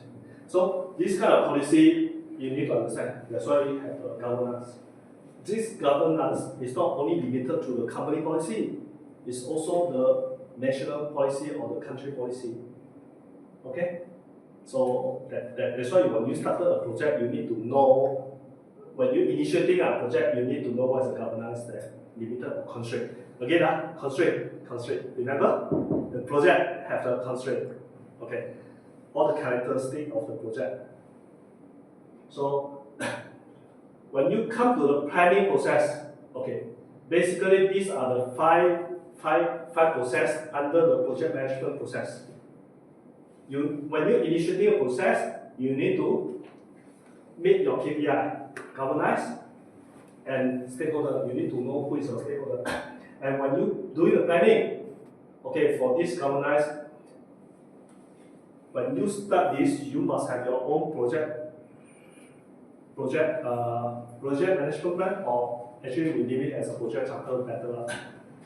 In this project charter, it highlight or outline all the things that you want. And then, when you highlight all the things already, right, you need to put it in your scope. You need to start to do your scope management already. What's your scope? Again, we started we use the example for what again? Organize the talk. Always use a simple example. Organize the talk, right? We start a project, we organize the talk, okay? So we initiate our project. Okay, so organize the talk. What is the item that we need to take care? Money. You need an objective. What's the objective? Provide concepts. First, you need to know. We're using this as a process. Okay. Governance. Okay. Or KPI. Governance. Okay. When you initiate a talk. Governance.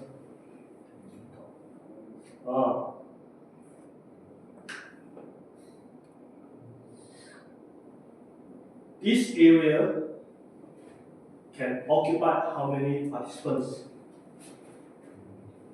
That's a policy, got it?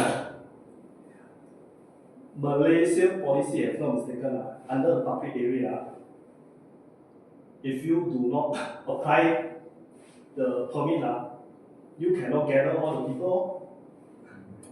If you want to organize a talk in the public area, you need to apply license for police. Or you need to rent a stadium, you also need to apply you apply permit from police. Or you cannot simply gather all the people in the stadium or in the open area. So you need to know what's the policy. Okay. Or you need to make sure that the venue is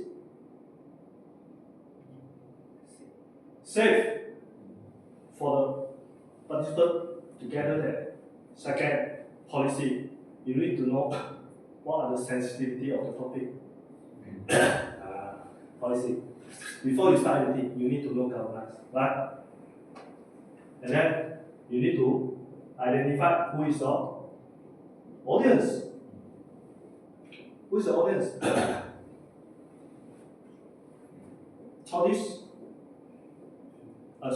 Children, students, And of course, who is your investor who want to invest into your this project. Then you only can start to do your planning already. In your planning, you need to come up with all the policy. You already identify the problem already. Then you need to do to plan your scope. What is the scope? What is your topic? What's your topic? And then what is your timeline? When you want to do this, and how much duration that you have to do this in order to do this in that day?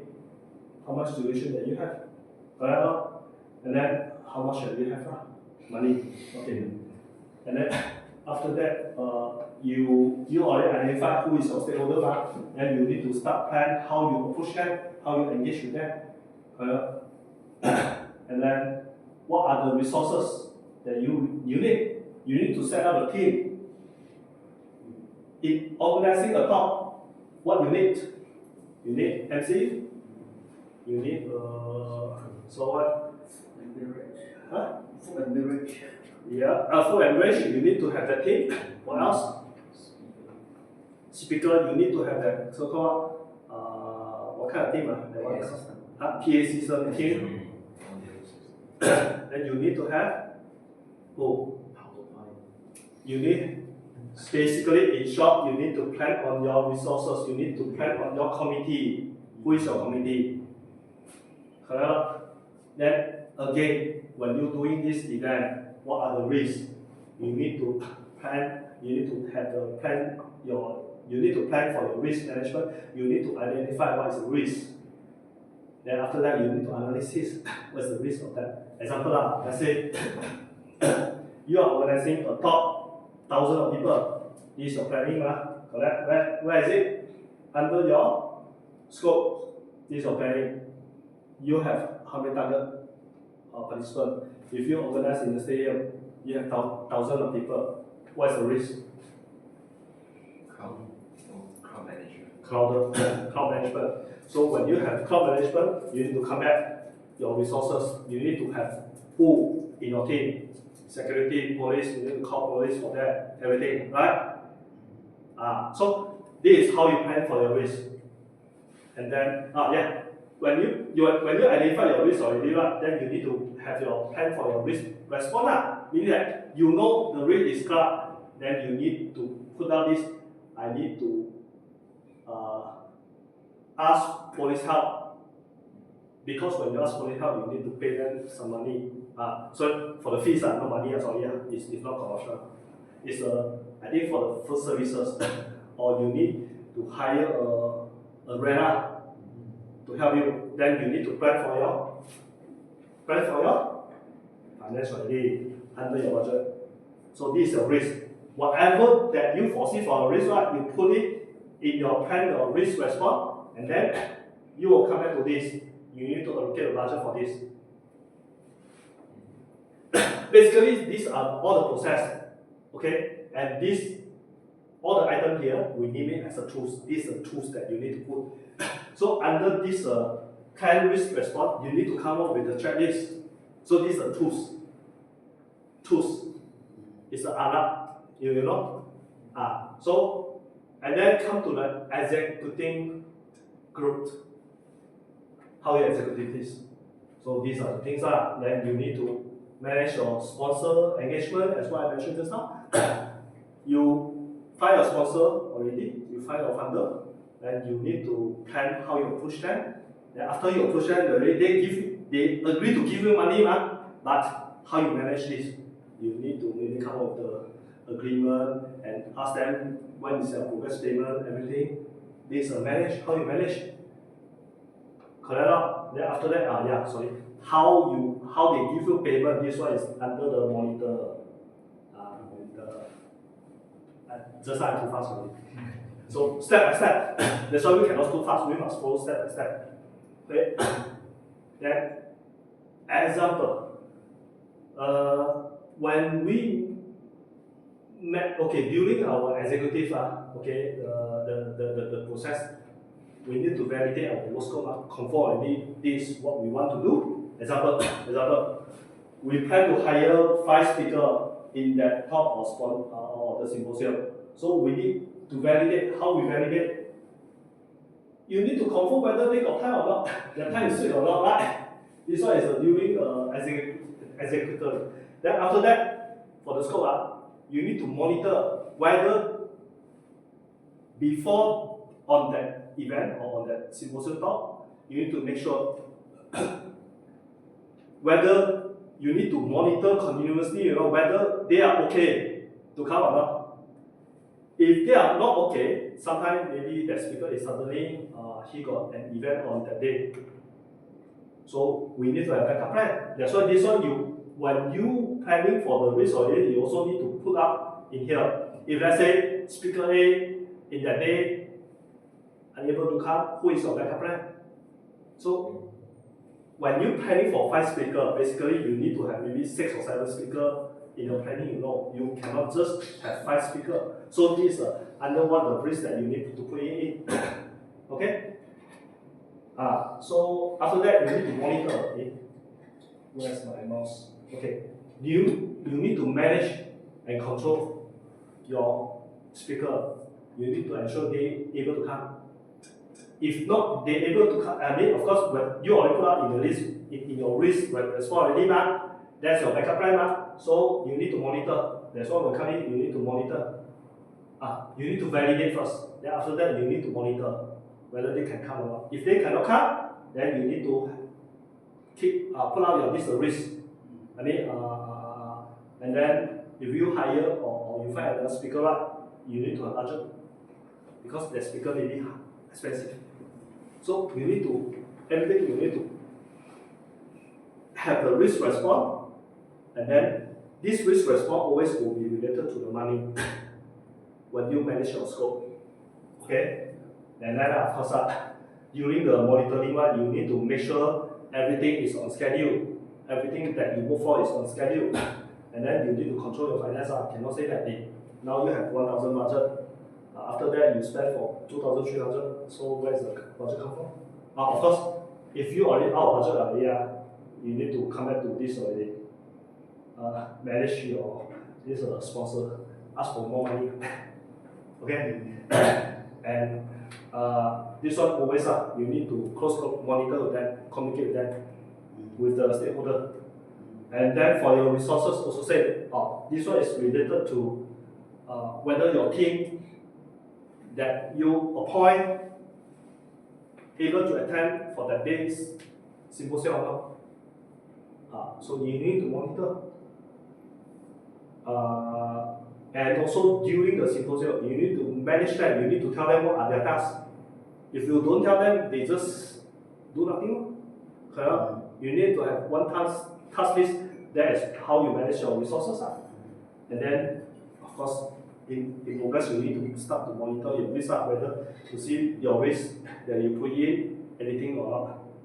Any further risk. Because within the risk, still got other risks, Maybe risk A got the risk A, B, C, or C, D, E. So we need to monitor closely. Then, of course, after the end, we need to close the project.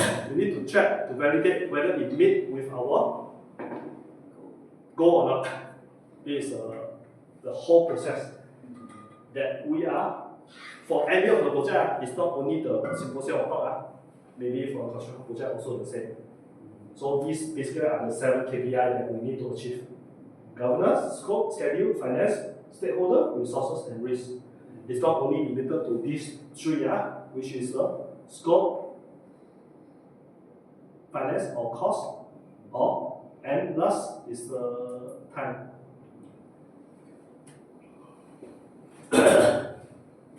Okay.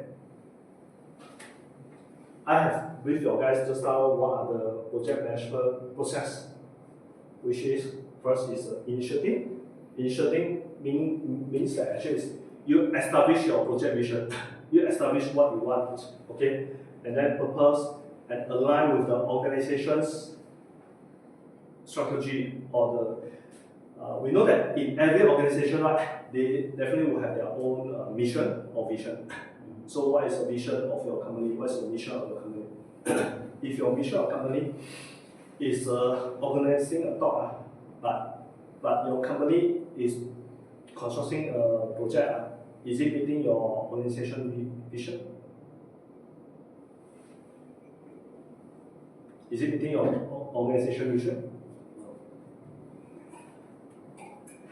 Because your company only expert doing the event only it's not expert to do the construction unless your event company become the funder or become the stakeholder, then you can start this process doing the construction project. But your company need to hire a project management team to help you to manage. Your event company is only expert to do event project, not the construction project. But if you want to build a construction, you need to become a stakeholder or funder to ask the construction team to help you to manage. Okay?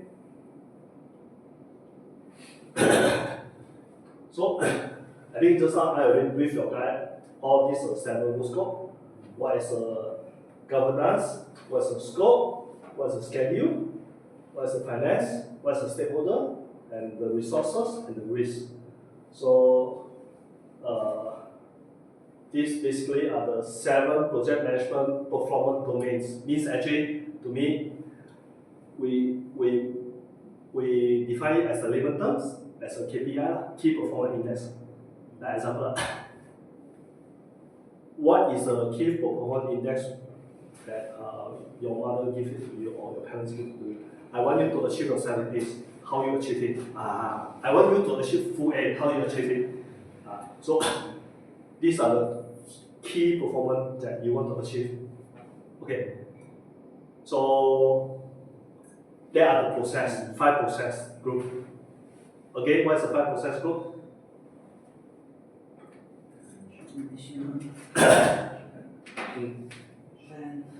Initial, plan, execute, monitoring, and closing. Okay. Just now I always mention about project constraint. Basically, project constraint is consist of these 3. What is the scope? What is the cost? What is the time? So basically, if you take up the project management PMP courses, you want to take this accreditation. When you attend the examination, this is a question that he always asks you: what is the project constraint? So these are open answer. So these are the project constraints that basically in managing a project to measure these 7 key performance these 3 are the most important. If without these 3 you cannot start any project. Why? Because if you do not know what is your project scope, you do not know how much that you are spending. If you don't have the money, you also cannot meet your project scope. And also you need to have timeline. You cannot make this project become very long because it will burn your money. So this always is a triple constraint. The longer period of your project, the more money that you need to invest because of manpower. You need to pay them salary. So basically, in these 7 key performance, these 3 are the most important that we need to understand. Okay. Just now, I just want to give you guys an example for under this governance. So under this key performance or the key performance domains, which is government is the first key performance, right? Okay. So under this key performance, the initial process, basically, what I share with you all guys now actually is a scientific approach. Meaning that under this key performance governance, we need to have input. What is our input? We need to have business documents. We need to have business case. Meaning that actually, that's what I highlighted just now. What you want as a client, what you want. And then, of course, the other one is the enterprise environmental factor. Meaning actually is what the country policy. Okay? And then the last is the organizational process. What is your company policy? What is the process? What is your company policy or what is your company mission? Okay? And then by having this input, of course another one is agreement. Because if let's say you are doing a project with the client, you definitely have an agreement with them. So example, if you are a developer of the data center, you need to build a data center to suit to your client requirement or your tenant. If let's say your tenant is a TikTok, so your tenant want to occupy how much of IT load. Example, if he requires for 30 megawatts, then this is a room that you tender to him. So this is an agreement between you and your organization as a data center developer. So this is an agreement. So this is input. So by having this input, you need to have the tools and technique. As what I say, when we're doing a project management, it's a scientific approach. Scientific always referring to you must have the step process. And by having this process, you must have the tools, meaning that actually any of the documents or any of the, example, we can see from here, easier. How to come up with this business documents? You need to have your expert judgment, right? You need to have technical consultant to tell you what you want to do, or you need to hire the expert. You need to have your staff who is expert in this field tell you what to do. Then what you need to do, you need to gather all the data. How to gather the data? You need to have a focus group meeting, maybe a small group. Then you need to have brainstorming, or you need to interview people. And then, who is the leader for this small group? Then he needs to have the interpersonal skill to lead for these items. When there's a small group, definitely will have the conflict. So that person, or actually always we refer to project manager, he needs to be able to manage the conflict. He needs to always have a meeting. That's why we call it meeting management. We need to have meeting management. If without meeting our focus group, then we cannot come up with the result. We cannot come up with this document already. Correct? And then we need to have the responsibility matrix. That's why I say you need to have one task list for your committee that you form. Security, this can be group A, he need to take care of which asset. Security team B need to take care of which asset. Okay, security C, same well. Or maybe MC, you have two MC or one MC. Then each MC will have the different script. Or maybe one MC will talk about Mandarin, one MC will talk about English. Okay? So basically these are the tools and techniques. Okay? Then after that, what's the output? From this governance, the output will be the project charter. That's what I said. I wrong. It's a project charter. Basically, it's a business case. Inside this will contain all the items. Later in the last chapter, I will tell you what is the project charter and what's the content inside that. Okay, and maybe assumption log. So all the things that you want to do, put it inside. Then they form up with the documents. Okay, I repeat again. In the governance, these are the input that you expected, okay, that you need to put, and these are the tools and techniques that you need to follow, and these are the output. So these are the always we need to have one input, and then in between need to have the process of the tools, the tools of technique to change your input to become output. So under the first KPI governance, your output will be the project charter or the assumption log. Okay. I just use one example of the KPI because under this for the 7 groups. So then normally in the full project management courses will consist of 4 to 5 days. So today we only have 4 hours. That's why I will brief you on about one chapter or one process group only. So let us recap. Just now we are talking about project life cycle. Second is a differential between the project life cycle and project management life cycle.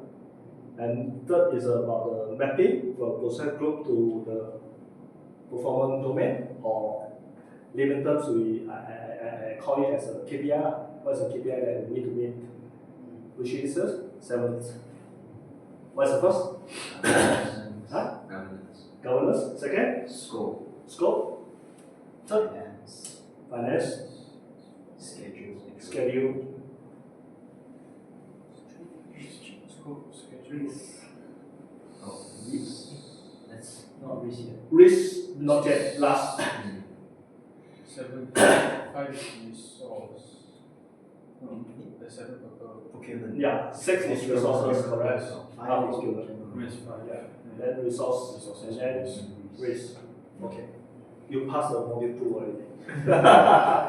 So basically, in the whole project management, there are 5 process groups, which are Initiative. Planning. planning, Executing. executing, monitoring, Controlling. Closing. monitoring and managing, and last is closing. So now you know the whole project management process and also the 7 KPI that you need to meet already. Okay, you pass your first or second module of the project management fundamental already. Okay. Just now we talked about the key performance that we want to meet. Okay. Then now we are talking about process management process, which is about the 5 process. But now actually, it's a five process. But before the 5 process, there are the 5 process. But the first thing that we need to have is when you start a project, you need to have your business case. You need to know what you want to do. If let's say you are the marketing company, ask you to consult a project, cannot. You are only able to do the marketing of the product. Example, soft launch of the Apple or soft launch of the Samsung product or Samsung phone. You cannot go to construct a project. That's why we need to have the business case. Your business case is constructing a project. Example. So in the project management, again, there are 3 project constraints. What are they? First, project constraint. 3. Scope. Time. Cost. These 3 are always related. Remember. Without the scope, you don't know how much that you need to spend. Without the money, you cannot implement your scope. Okay? And without a known timeline or duration, you cannot know how much money that you want to spend or invest. So that's why these 3 items, we name it as a project triple constraint, and they are interrelated each other. Okay.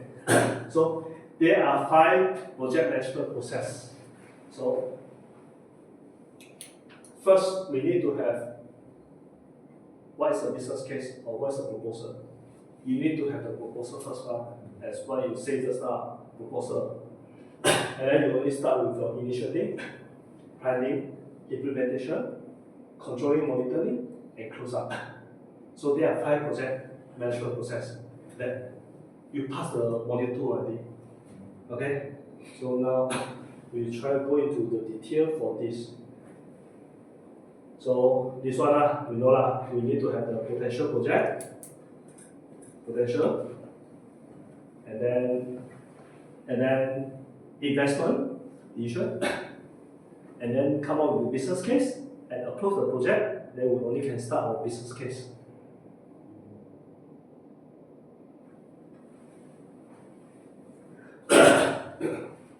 So, in this business case, how we transit the business needs to a project. Again, if we remember on the chapter 2 or module 2, for the construction project, first is what we need to conduct the feasibility study. So this is a business case. We need to have the client. If no purchaser, no client, the project that you do, is it any meaning? You cannot sell a product, you do project for what? Correct? That's why we need to understand what is the need of this product. What drive the investment into this proposal? Right? Currently, we see in the Johor market, there's a need to build all the high-rise or the resident project. Why? Why there's a need? Population or investment. One, I think the main reason is because of government build the RDS from Singapore, connected from Singapore to Johor. Meaning that a lot of people will come and stay in the Johor, and then they can travel with a short distance to Singapore to earn for 3.5 times of the. Okay. So 3 only. I thought 3.5. Okay. So still 3 Okay. So now we Ringgit Malaysia on this wrong, Okay. So that's a bit. That's why recently for the past 3 years, there's a booming of the resident project, high-rise, right? All of us can see high-rise, especially high-rise project. Why? Because if the local Johor, they won't buy the high-rise one. They will buy the landed because of value. But why high-rise is booming? Because it's people from other states, they come in, they stay in the high-rise, they feel secure because of security, and then when they are not full-time staying in the house, they are working in Singapore, they only come back to stay during that time. So high-rise is safe, secure, safe. That's why there is booming on high-rise, especially near to the Tier 1. You know where's the Tier 1? Near to the custom, so custom Tier 1. Which is Taman Pelangi, Taman where? Taman Pelangi, Taman JB area, yeah. So Taman Daya, no, Taman Daya is behind the side. There's a Tier 1, Tier 2, Tier 3 all the Zoom. So that's a business case. That's a need. The need. That's why the developer only decided what to invest for the high rise, right? So we say current need, what's the current need? And future need, which is after the RTS fully operate already, then we'll have a lot of people come in to stay in Johor and work in Singapore. That's why high-rise required. So that's a need. And of course, need to align with your company policy. If your company always construct or building the industry, you're able to build a high-rise or not? Unless you hire another team. Okay, I just say your company structure. Or maybe I say, if your company is doing manufacturing of the glove, currently your company is not suitable to change or to divert into the property yet. Unless you hire another team, unless you change your business strategy. That's why I said you need to align with company strategy first. Then the next you need to do competitor analysis. Right? You need to know who is your competitor. You need to know who are they and what they offer to. If let's say they all building the Soho at the 300,000, you want competitive, you also build a Soho. They build a Soho, maybe let's say 450 square feet. Then you build with the 300,000, and you build a Soho with 500 square feet, with 300,000. If you are the purchaser, which project that you want to buy? Definitely 500 square feet, right? So you need to know who are your competitor and what they offer to. So you just can plan ahead on your selling price. Okay? And then what are the risk? The risk might be oversupply. So you need to know the timing to go in to invest into the area. Right? Then of course, as what we mentioned earlier, what's the ROI? If this project you only can earn 1% in the land A, and in the land B you can earn for 10%, which land that you want to go? Land B lah. Correct? But if let's say both land A you only can earn 1%, you still want to invest. Better you put that money into and then put into the bank. Now the bank fixed interest is 3%, right? So that's why you need to understand what is your ROI and how many of your return, how many years of your return. Okay, so this basically is a business case. So when you start a project, you need to have the business case.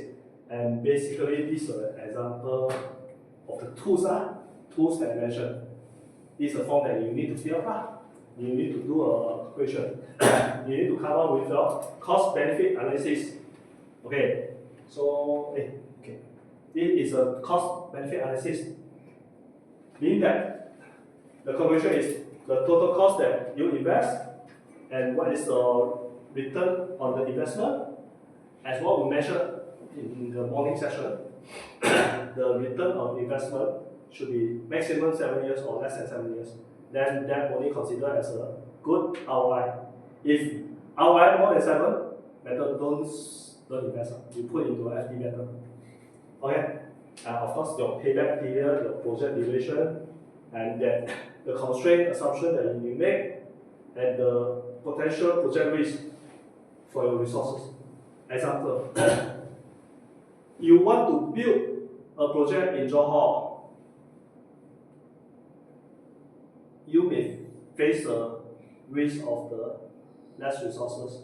Reason being, all the people go to Singapore because of 3 times of currency rate. That's the risk of the resources. Maybe when you list out all the risks, you can have the push up. Like we go back to that. Okay, the financial, the budget, you need to increase your budget already. So your selling price of the house need to increase already. Correct? Okay.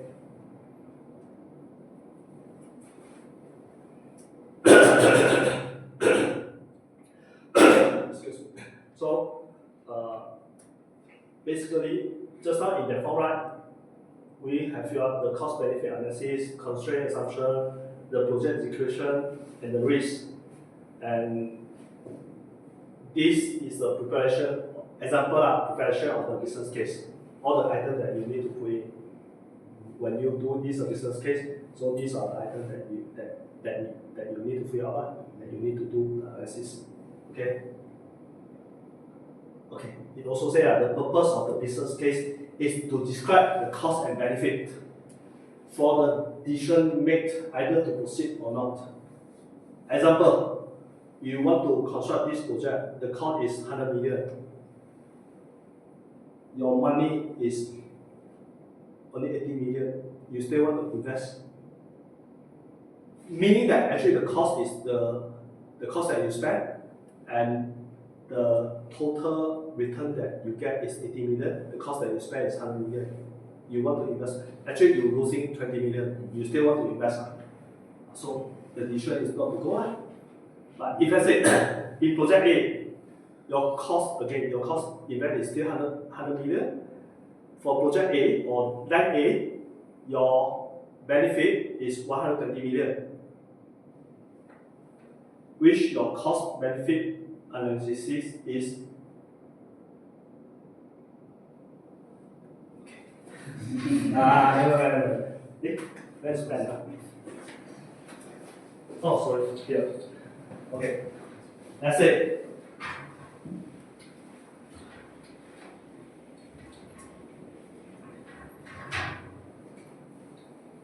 Project A, Project B.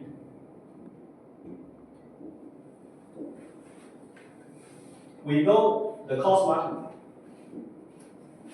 Let's say the cost is 100 million. Project B, the cost that you spend still 100 million. Okay, we assume the same. The cost can be the model that you have. Okay, can we understand that as a model that you have? And benefit. Benefit meaning that actually is the total return, total money that you take back. Let's say it's 120 million, and project B is 110 million. So the formula, cost benefit, ratio is equal to cost. Let me see. Benefit over cost. Project A is 1.2. C over B ratio. Project B is 1.1. Correct or not? Because of benefit divided by cost is 110 and 100. Which project that you go for? Project A, you're right. Agree? Project A to go for? Let's say project C, your cost is 100 million, but your return is 80 million. What is your CB ratio? 0.8. You want to go for project C or not?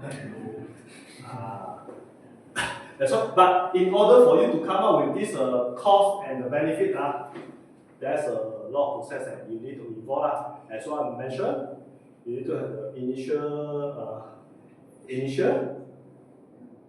Second is what idea? Planning, executing, manage, and closing. Then you come up with this business case. Okay, we'll come back to this.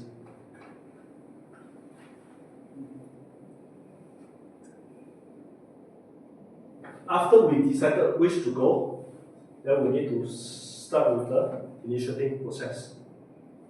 Under this project actor, stakeholder, project team up. During initiating, we need to, after we come up with everything already, we need to come up with one project chapter. What's the project chapter? In that,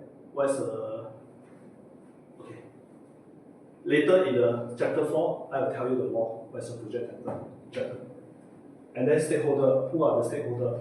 And the project team up, you need to start a team. So during the initiating, we need to identify why this project carry out. We already have the business process. We know project A need to go already. Correct? Business process. We know project B need to go already. Then we need to planning for this. Transfer this business case documents and contract and we need to know all the external party external factor. Sorry. So external factor means who get involved, authority. We need to know this land when we procure for land A, who is the majorist, right? Then who is the potential buyer? If your potential buyer or the stakeholder, your potential buyer is Singaporean, then you need to target for Singaporean, okay? And then you need to come up with the description of project brief, the summary, the high level of project, meaning that you need to target who is your target purchaser, what is your total support, total benefit or total return that you will get, what is the total cost, and the project requirement, everything you must list out. If you target for Singaporean, you cannot tell him that I only give you ceramic tiles, I need to give you a marble, because you are target for Singaporean. So these are the project requirements that you need to list out. What you want, what you want to provide in this project. Because you already got your target buyer already, then what you need to target, what are the product that you need to give it to them. Mean that actually this is a project requirement. And of course, the acceptance criteria you need to set. I want to have the marble within this range of the price, and then this marble must be imported from Italian example. Then during the procurement part, you cannot import from China already. Okay? So you need to come up with your acceptance criteria. Okay. So basically this is an example of the project title structure. Then you need to list out everything. Okay. And then in the initial, we need to manage the stakeholder, correct or not? Who are our stakeholder? You need to list out everything. Like example, owner, professional, main con, subcon. You need to know who are the main con, who are the subcon, or who are the consultant that you want to appoint. And then, if let's say it's authority, you need to list out. And also, what are their influence? What are their influence? That's why actually there is one table that we will always put. Who is your stakeholder? And you need to know what is their influencer. I believe there is a matrix. You guys know that? I think it's 4. So you need to come with this table and list down who are your stakeholder and what is their influence and how much level that they influence to your project. Okay? And of course, from this table, you need to list out the strategy, how you use their influence to make successful of your project. Okay? So basically, these are the table. Okay? Your stakeholder, and what's the impact, what's the concern, what's the strategy that you need to put, and what's the priority. If they, example, you want to build a land, you need to know who is the majlis. You just put it, who is the majlis, and then what are the authority that that involved. If let's say you are choosing a land near to the sea, and you are choosing a land near to the jungle, and you are choosing a land in the city, so majlis authority that get involved will be different. Okay? Example, your land, project A, your land is in the near to the sea. What are the authority or department that you need to approach? One of that should be DOE, Department of the Environmental. And also another one is Jabatan Perikanan. You need to tell them you want to build a project there and how much that influence to the this fishing activity. Right? Then how you take care of the fish in the sea. So you need to push that. And if you want to build a project in the jungle, you need to cut down all the forests. You need to push. There's one department. If I'm mistaken, is Department of Forest, the forest. Yeah.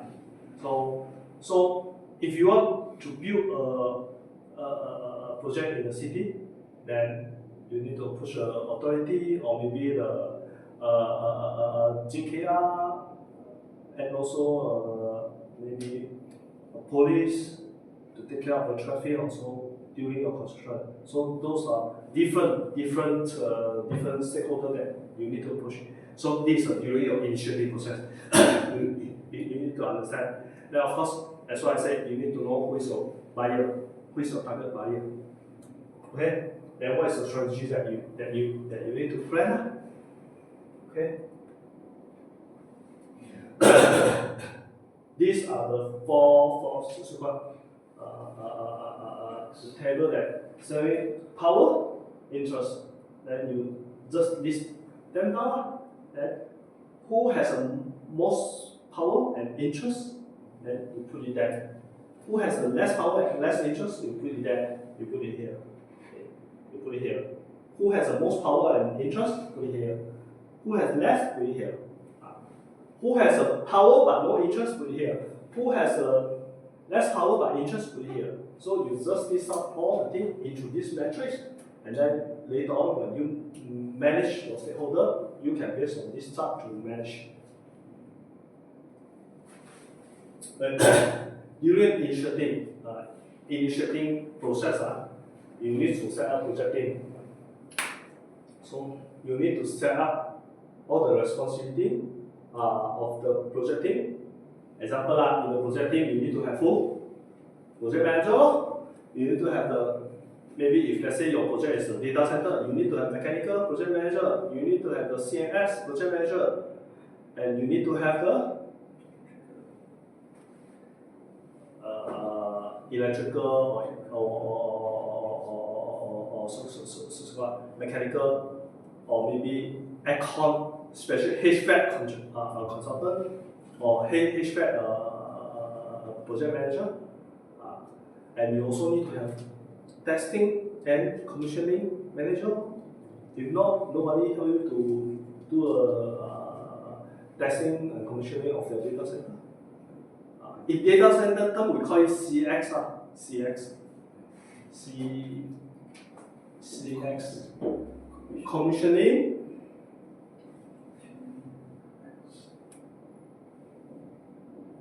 What you mean X actually basically is level 1, 2, 3, 4, 5. Each level will have the different process. That's what you mean X. And C is the commissioning. That's why we say CX1, CX2, until CX5. So in this testing, if let's say for the construction of the data center, we need to have the commissioning manager, which is you need to set up project team.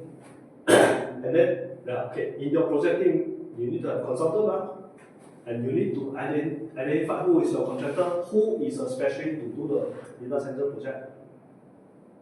Okay, and then from here, you need to know the limitation of your team member. If let's say you are appointing a female, sorry, shouldn't say this. It's the discrimination. Okay. Okay. If you are recruiting a project manager who has no data center experience, then you need to expect he will unable to plan ahead for what he need to do for the data center. But if he is hardworking, then you need to give him more information for him to study. That's how you manage. You need to understand the limitation of your team member. So when you want to set up your team, initial team, you want to set up a team.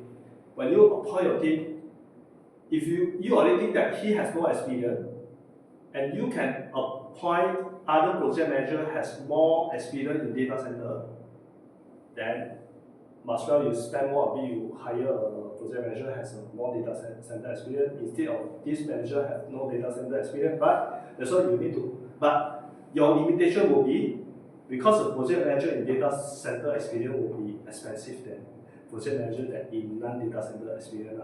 So that's if you have the project constraint, budget constraint, then you have no choice.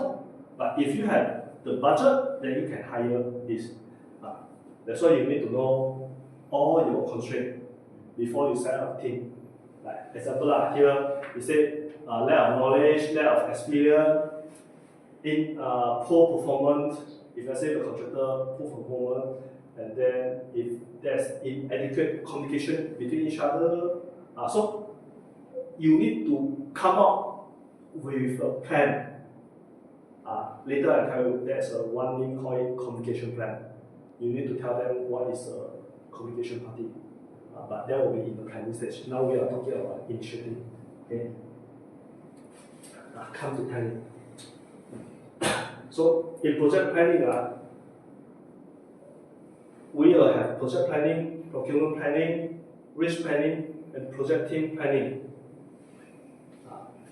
In the project, if we fail to plan, then we need to plan to fail. Okay. I forgot who talked on it, who is initiating this phase. There is one person very famous one, I think I forgot the name already. But What happens if we fail to plan? Okay, that's the impact. You need to revoke, you need to do OT, the project might be delayed, or there is an additional cost to cover the delay or to mitigate the mistake, then you will have the cash flow issue. Because normally when you plan for a project, you have the duration. Your budget already spent on that already. Maybe let's say you have the duration for 10 months. Your budget for your resources already budget for 10 months for your resource for your whole project team. If let's say your project delay another 2 months, you need to pay for additional 2 months. Correct? Then there might impact on the relationship with the contractor. Because if the project delay, then the project team, the client side will be quarrel with the contractor. And also with any relevant stakeholder, as let's say your investor. If let's say your investor is come from bank, then you need to pay for interest. So there will be the impact. And of course, impact on the image, your professional image. If this person failed to plan one and all his project is delayed one, correct? And also company project. If between two companies, if one developer his project always delay, will you dare to buy his project again? Simple. So in the planning, what we need to plan first. We need to plan for scope. Agree?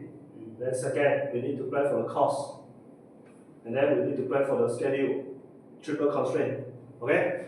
After that, we need to plan for procurement. Who are the contractor, who are the consultants that we want to ask them to come in to participate for procurement process. I think this should be planned for resources first. Plan already, then we only plan for the procurement.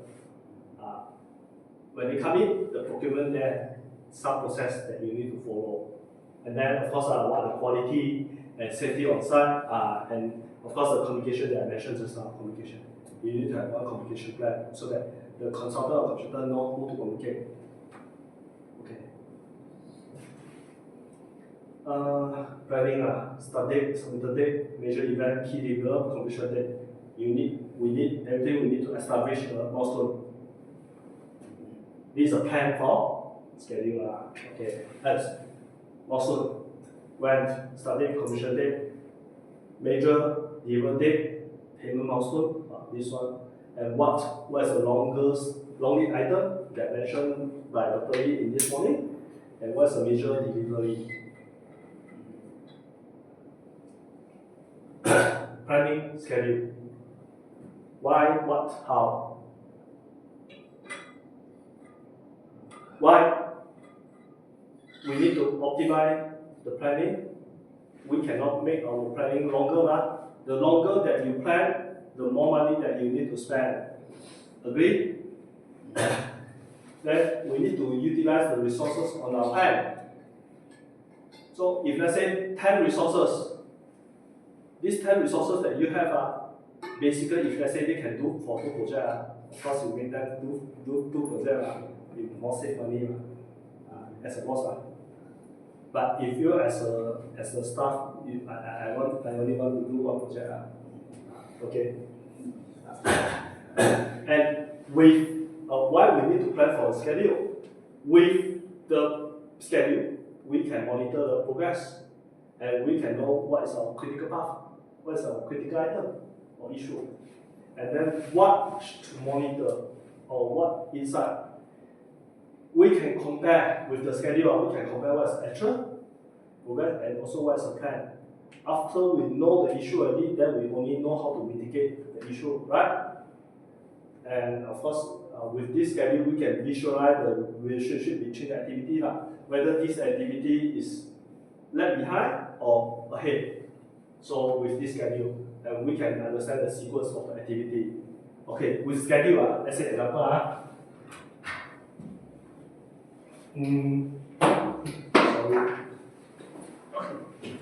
I give you an example.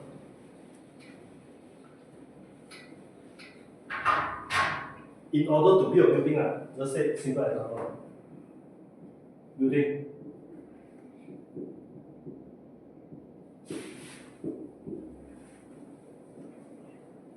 is a noun. In order to build a building, without schedule, can you understand the sequence of work? You know what's the sequence of work? Step 1, step 2, step 3, step 4. Can you build a building from the roofing? Impossible, right?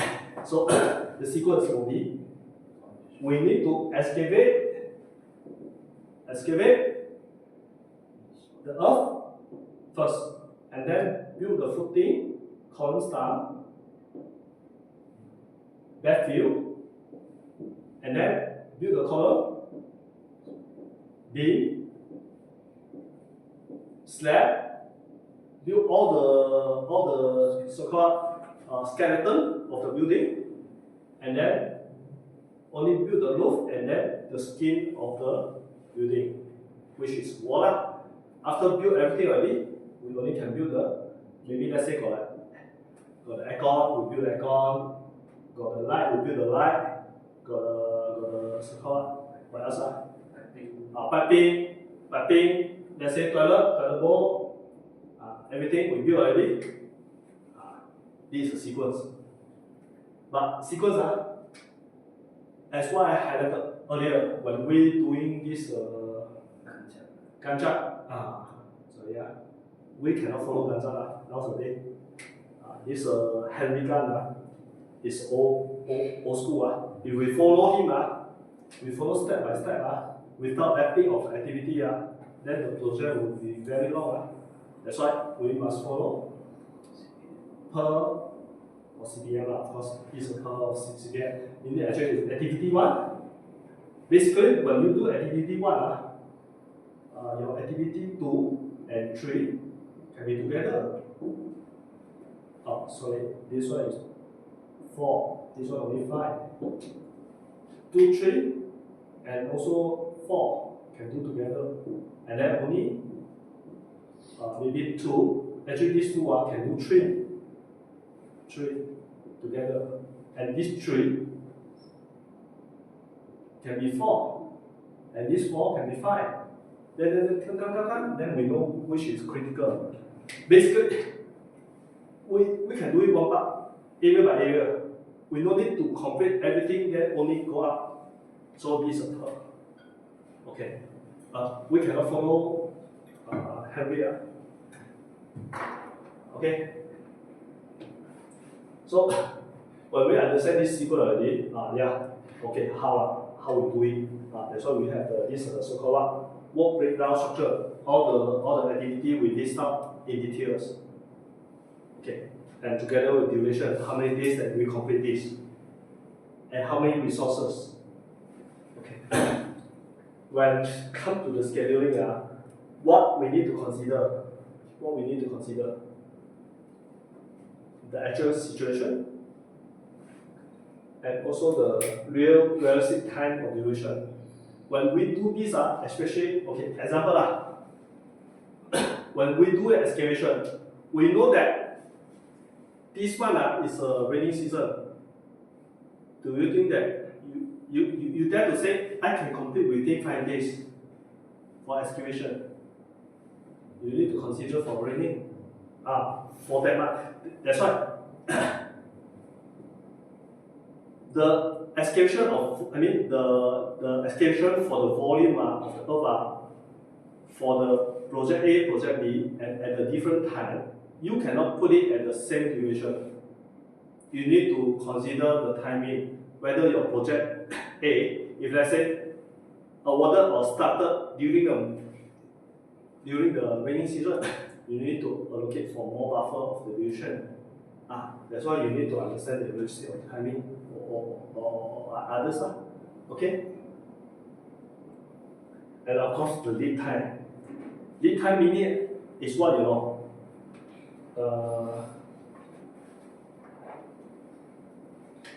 All the activity, but maybe there's activity of the procurement of the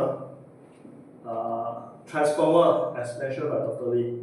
Transformer. How long of the procurement? That's why, basically, installing of the transformer maybe can at the later stage when everything covered. But you cannot put it at the later stage to order for transformer, right? maybe you should start doing this activity already. You need to procure your transformer because your transformer the lead time may be 3 months to 6 months. So when up to 6 months, your whole building everything completed, but you need to do the architectural work like painting everything. This transformer can go in to install in the transformer room and then do testing and commissioning. You can do it concurrently. That's why you need to consider the lead time for every equipment. So these are things that you need to come with the planning. Okay? And then we need to do the work breakdown structure. Okay? Why we need to do the breakdown structure? That's why I said procurement of this is part of the breakdown structure. You need to consider, or else you will forget. Right? You will thought that, oh, I have the one major item. I do big, I construct a column only, or I construct structure, I construct a wall, but I forgot to put in the M&E item. And then I would say my M&E item will be construct after my structure all done, architectural wall all closed, I only do my M&E work, right? But you forgot to consider about procurement. So this one you need to put up another major item for procurement. And procurement, what are the items? You need to procure transformer. What else? What are the long items that you can think of for the building? Chiller.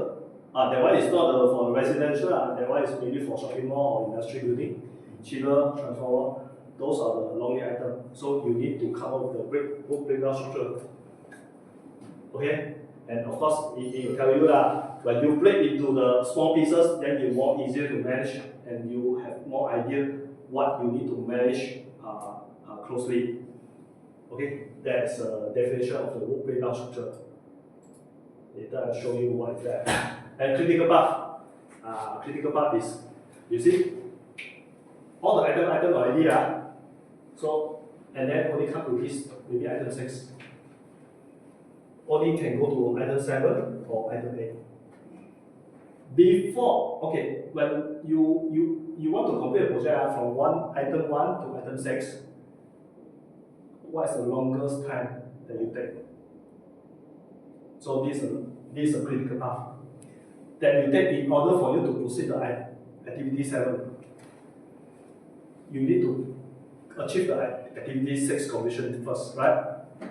But from activity 1 to activity 6, this is the longest time frame that you need to use in order for you to proceed with activity 7. That is we name it as a critical path. That's why. Still remember our definition earlier? PER and the CBN. These are after Mr. Henry Garnet. The time, I think it's about 1970s time. So currently, basically, we are still pushing this method when we do the scheduling. It's the PER or the CPM. Okay? You need the particular ones. It's the most important, cannot be delayed one. No, it's not saying cannot be delayed. Critical path means actually it's a longest activity for you to start activity 1 to until the activity 6, which is this activity 6, right, must be complete by the early activities first, then only come to the activity 6. So this is the longest period before you can proceed to the activity 7 or the completion of the project. Okay? Okay. This one, for this item, outside, the talk or the course require 2 days or 3 days for you to learn. I cannot describe to you within 1 hour or what. So this one is a software for this scheduling. You can normally people will use the Primavera to come up with this critical path. Microsoft project normally will come with the network diagram only. Okay, or the PERT, network diagram. Later I'll introduce. It's not saying introduce. I'll share you what the software that can use for the scheduling. Of course, when you're planning on the schedule, also will be limited by the resources. how many people, how many team that you have in order to complete this task. So these are the, or how many resources are available resources for you. Okay, if let's say this area, again I still say example, you have 50, 50, 50, 50, you have 14. Normally maybe 50 meters square of the slab you completed maybe 1 week. So if let's say you have 2 teams, then you need to complete 2 weeks. If you have 14, then you can complete 1 week. So when you planning for these resources, the total area that you can complete already is already constrained within that area also team member, and it can complete within that 1 week. But if let's say you only have 2 resources, 2 teams, then you cannot complete the 100 meters square of the step within 1 week, definitely 2 weeks. If let's say you want to cut short your duration, then you have to employ for 4 teams. So this, when you do the scheduling, you need to consider this. Okay. So others. In the planning, we also need to plan for the resources. As what I highlighted just now, we need to have the organization chart. Who are your project team members? What is the staffing plan? What are the skills they require? How many people? Shift. If let's say you want to complete this area, because the area only limited, so people doing work also have the limited space. But if let's say you put in longer time, you can complete earlier. That's why come with the shift. But if let's say you have the shift, again it's related to money. You need to pay OT for the workers. And then of course you need to cover role and responsibility. Example, who you need, project manager, project supervisor, or the testing commissioning CS. And what is the education requirement? People need to, the project manager need to have the data center experience, or the industry, or high rise. So these all are related to the resource planning. Okay. These are the schedule tools that we mentioned just now. You can use Microsoft Project. Google Sheet also can. You just put up all the items. This will be the Gantt chart. And Microsoft Excel also same. Primavera can come up with this term for the CBM. It can calculate what's the longest activity. Okay. When you key in everything, it will come up with this curve for you, for the networking diagram. And it will tell you what's the longest activity, what's the CBM. How many days are basically in order for you to achieve from activity 1 to activity 6, the longest activity. And it will tell you what's the longest activity. It will give the longest path for you to tell you. So for this longer path, you cannot miss out any activity, If let's say you miss out activity 2, then it will affect the whole thing already. Okay? Come with everything, we need to plan for the risk. So what is the risk? Example, the risk that I can tell in Johor development. Your project manager or project team maybe do one half year or 1 year before project complete. Then maybe you will go to the Singapore 3 times currency. If let's say you if let's say you want to save money, you don't want to employ the Johorian, because Johorian maybe their salary will be higher, because the living style, the expenses only higher only because of the currency. All Singaporeans come here to expand. So you don't want to hire Singaporean, you hire from KL. You thought that it will be cheaper, but the risk will be one day during half a construction period, he will jump to the Singapore to earn for 3 times currency. So there's a risk. Hey, now KL project manager salary is lower than the Johor project project manager know. He should know, he can feel. Okay. I mean, this is one example of the risk. And they have several risks that we can list it down. You can have a contract. If they suddenly resign to need to give a compensation.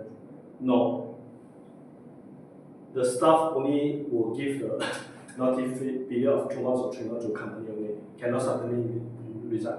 Under labor by law, if the employer or employee suddenly resign, he need to pay. He need to pay the compensation to the company. Okay. So basically, these are the risks that I mentioned. Not only risk plan for the resources, as well mentioned, we also need to plan for the risk of the financial, political issue, technical, warranty, contract agreement. Contract agreement. You need to know what is your agreement with the purchaser. You need to give them 2 years warranty, right? Of housing, let's say 2 years, right? Remember? So you need to make sure your product is of the quality. So these are the risks that you need to mitigate during your planning. And then, okay, this basically are the risk workbook that we can put in. Let me see. Okay.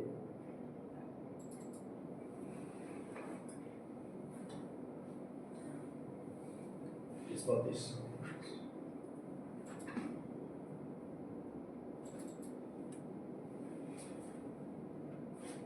Oh, yeah. So these are the risks. Contract. So everything put it here. Okay. Contract agreement. So these are the risks. Penalty. What's the penalty? What's the LD? Liquidated damages. The customer delivery. So this one, everything you put it here. The risk. Then the supply chain, the resources. Like example, I mentioned just now, manpower, their skill, the capacity, their ability, and also the contract with your staff. How many months of monthly period? So supply chain and your customer. So these overall are the risks that actually we have put out in this log. Okay, maybe.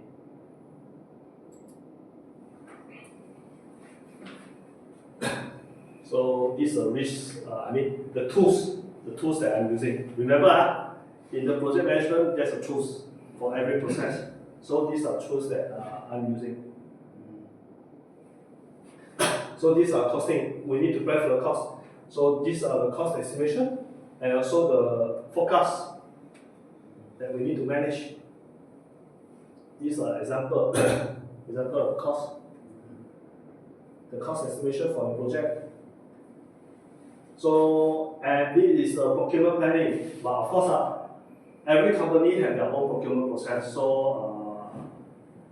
when you join the company, then you need to understand what is the procurement process before you hit the stone. Because procurement process is a bit sensitive and quite dangerous. Sometimes, if you breach the procurement policy, you may get sued by the company for breach of your professional ethic or your ethical. So that's why I said different company will have a different procurement. So we need to follow a procurement policy. And then these are basically the standard process. So we need to pre-qualify the supplier or contractor, and then qualification when ask them for tender, ask them to have a qualification process, and then come with the selection vendor's recommendation. But this one, unless you are working as a procurement manager or the contract manager, so I don't think this one I would like to brief in details because this one only project manager will not get involved, except for procurement. But depends on company policy. Some company policy will allow the project manager to involve in the procurement process. Okay, and then still remember earlier on I have highlighted if we have the whole project team, we need to know who to communicate. That's why we need to have this communication plan. So communication plan not only limited to one page of this metrics, the communication metric, we need to have the communication procedures and meetings, report. We need to come out sample of reports, the submitters, the distribution route. This submitter need to distribute to who, to approve, to review. Everything actually, as what I mentioned, has been defined in the Econex already. When you start a project, you use the Econex, you already define already who and how. But the one is quite expensive, 1 month, 10,000. When you need to pay for the services. And again, I'm not an Econex representative because I used it before. Okay, so these basically are the communication plan. Okay, sample. But now I come to the implementation. Basically, during implementation, this is what we need to do. We need to execute the plan. We have a plan already. So this activity, how many people we need to do, and which area that we need to do, we need to quickly on which people go to do already. Or else if you didn't follow sequence, for example, that's what I said. We cannot build a column without building this one. That's why we need to start. But before we build this, we need to excavate first. So how you excavate? You want to excavate the whole thing, then only build this, or you excavate part by part within 4 teams. It depends on the schedule that you plan earlier, then you only implement it. Of course, the whole idea is we don't excavate the whole thing and only build this, because you know what? When you excavate this, let's say, raining, this whole ponding, then you need to spend the man hour to pump out the water again, and you are wasting your time. So when we have a good planning, then we will not feel it, right?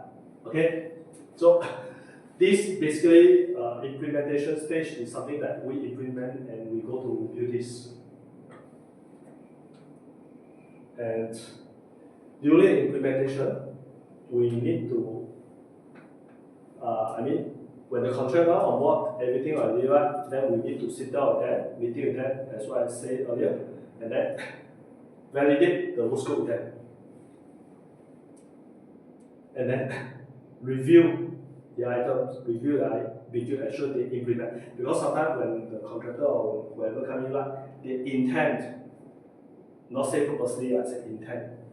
Maybe they miss out certain work scope, but actually in the work scope is they need to do, but they refuse to do. That's why we need to manage and we need it as administrator them, okay, during implementation.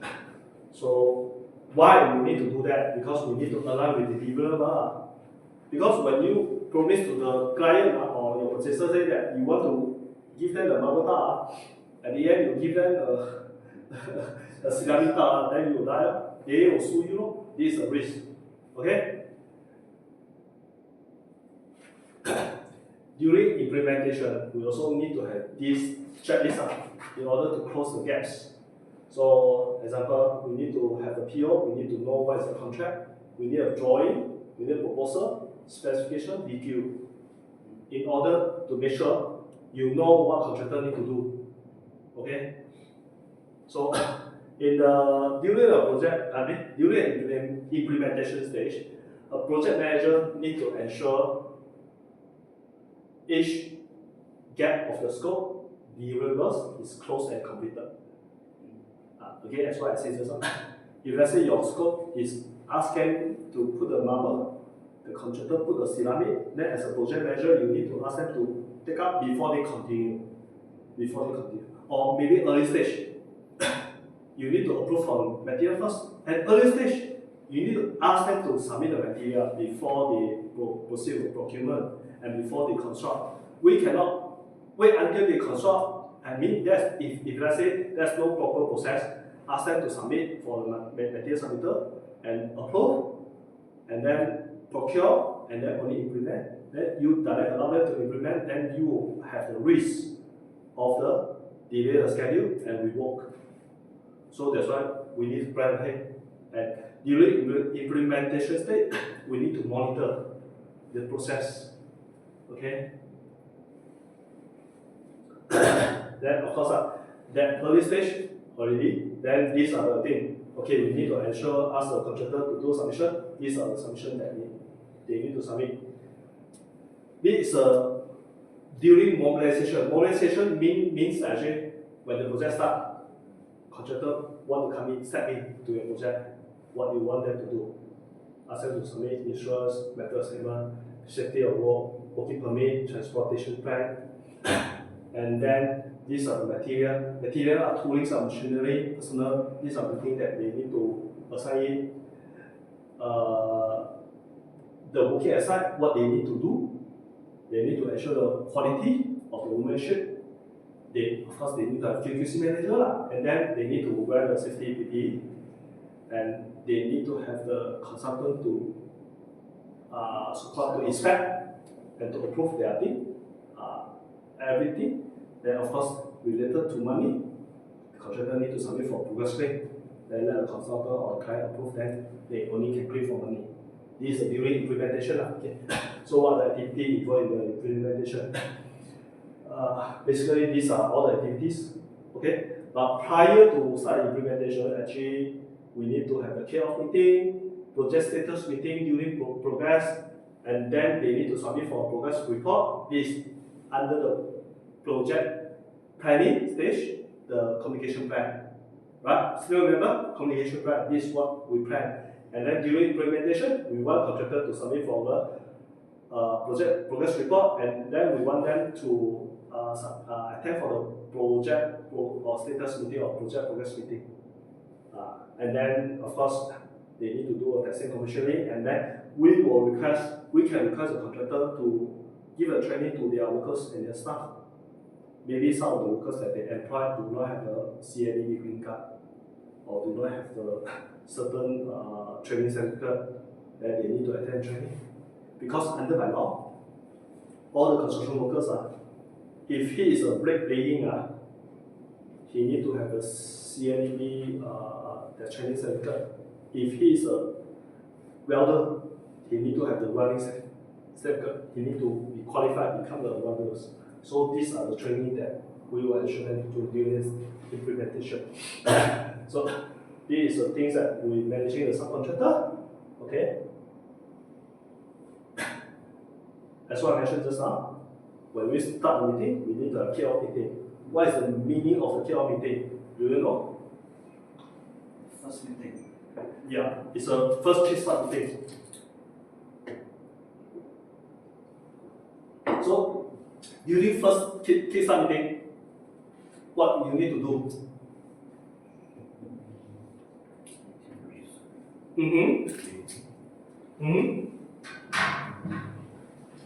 You need to give them briefing on the project objective. You need to tell them what is their work scope. You need to introduce your project team to them. You also need them to introduce your project team to you. And then you need to tell them all the process. Example, all the submitted process. Right? And all the roles. And then of course, during the meeting, you can come up with this responsibility matrix.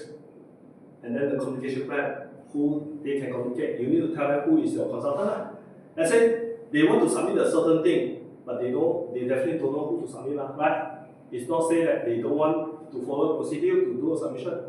They need to know who to submit. That's why in first kick-off meeting, you need to introduce your team member, brief the contractor on your team members' roles and responsibility, and ensure they are in the same page with you. Okay? And if let's say you have any special requirement, you need to tell them. Like example, you tell them, my project is safety first, then they must follow safety. My project is quality first, they must follow quality. This is a special requirement. So this is a progress meeting that you need to do every time, every week or every month, or maybe 12 a week, or maybe some of the project manager require to conduct a progress meeting every day. So these are the testing and commissioning. So these are the every single party's responsibility, owners, subcon, and the training after that, what to do. So these are all the things during testing, during implementation. Okay, in the control and monitoring, how we control and how we monitor the project by using what? Using what? Or using what? What are the tools that we use to monitor and to control the project? Scheduling. No, we use, documentation. These are tools. So documentation, what kind of documentation? Letter, email, everything. Letter, email, or what else? How we monitor? Photos, drones. So this is how we monitor the project. And during monitoring the project, what are the items will be potentially incurred? If let's say that is an additional work that client want the contractor to do, that one called VO, yeah, right. VO is stand for valuation order. So do you think if I'm the client, I ask you to do something that not in your work scope. Example, in your project, there's no swimming pool. But after that, I know this maybe the China, my project mostly China, the China purchaser, they like to have swimming pool. I want to build a swimming pool beside one of the green area land. And then consultant say, okay, we can design it. Then I ask you, contractor, to do swimming pool for me. Can you say yes or no? Pay more first. Pay more money first. Of course, you cannot say that you want me to pay you money first,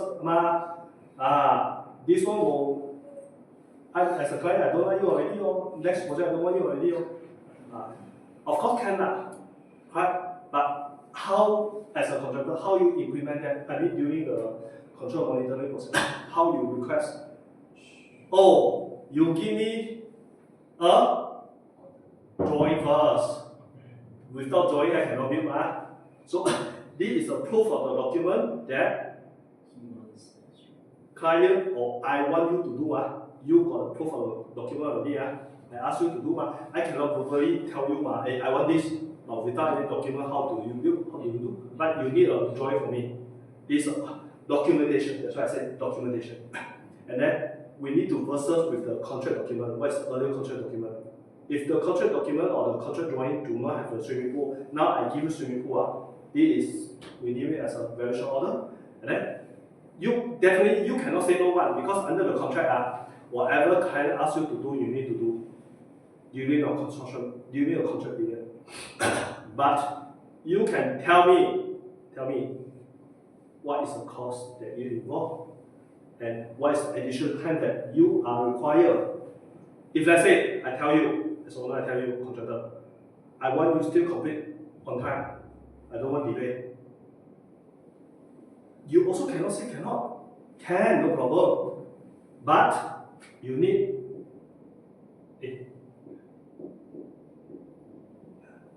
additional money, Why? Normally, your people do 8 hours. Okay? But because of this, you need maybe, let's say, extra 60 days. By right, you are allowed to extend for 60 days. But now, I not allow you to exceed this 60 days. I want you to still complete on this day. So these 60 days, no problem. You add on resources to do OT. And with this additional material, before you start work, you issue me we name it what? Engineer I issue an engineering instruction.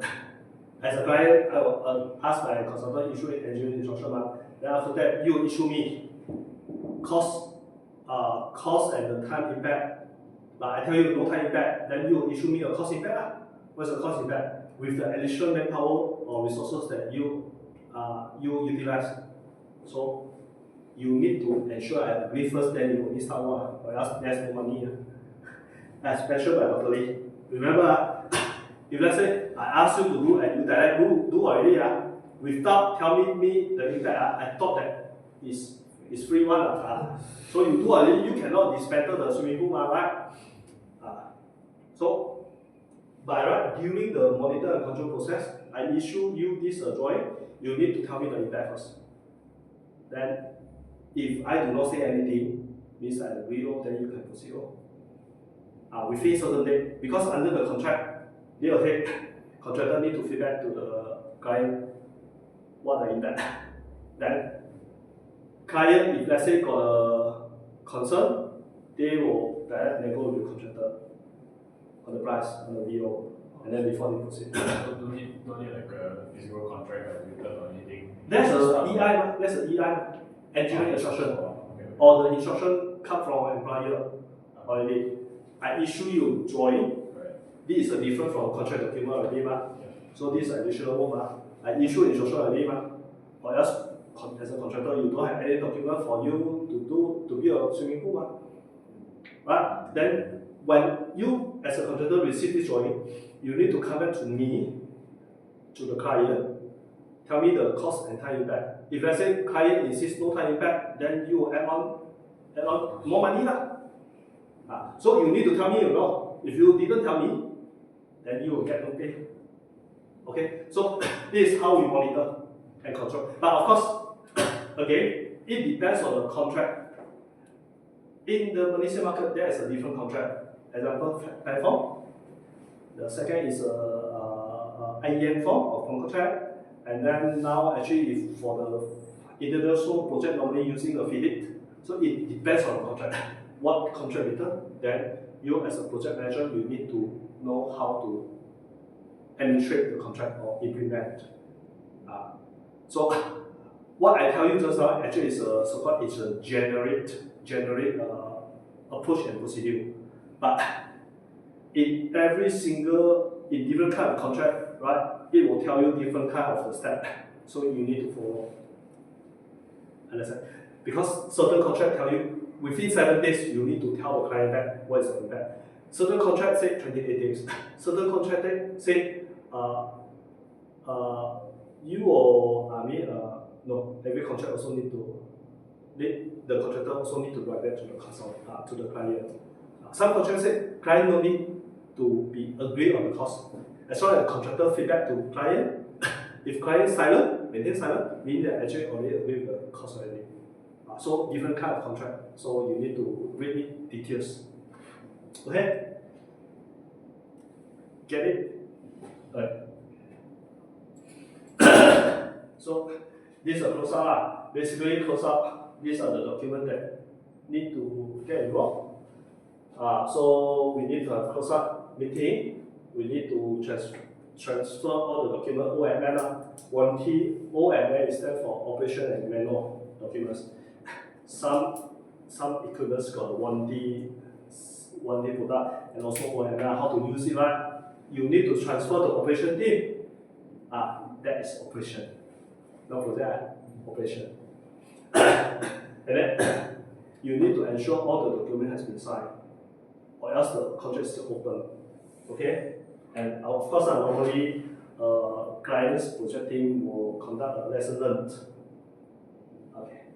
So basically, end up of our module 3.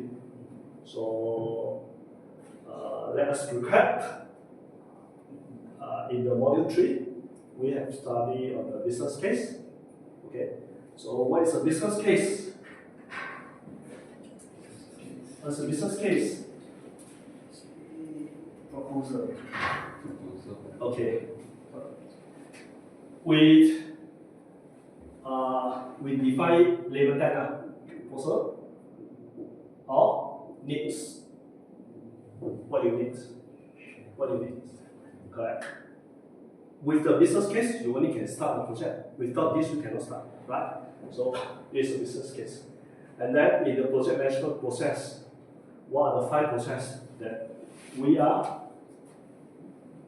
following? What is a scientific approach to manage a project?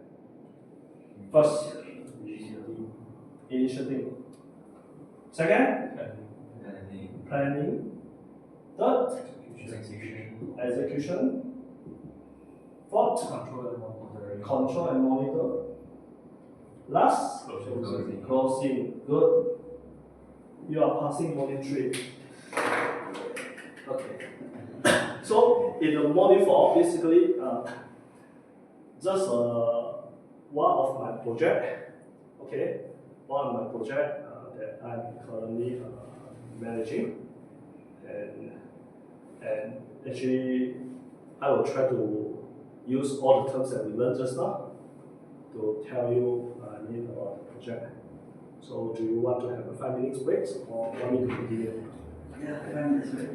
5 minutes, okay. Yeah. Please.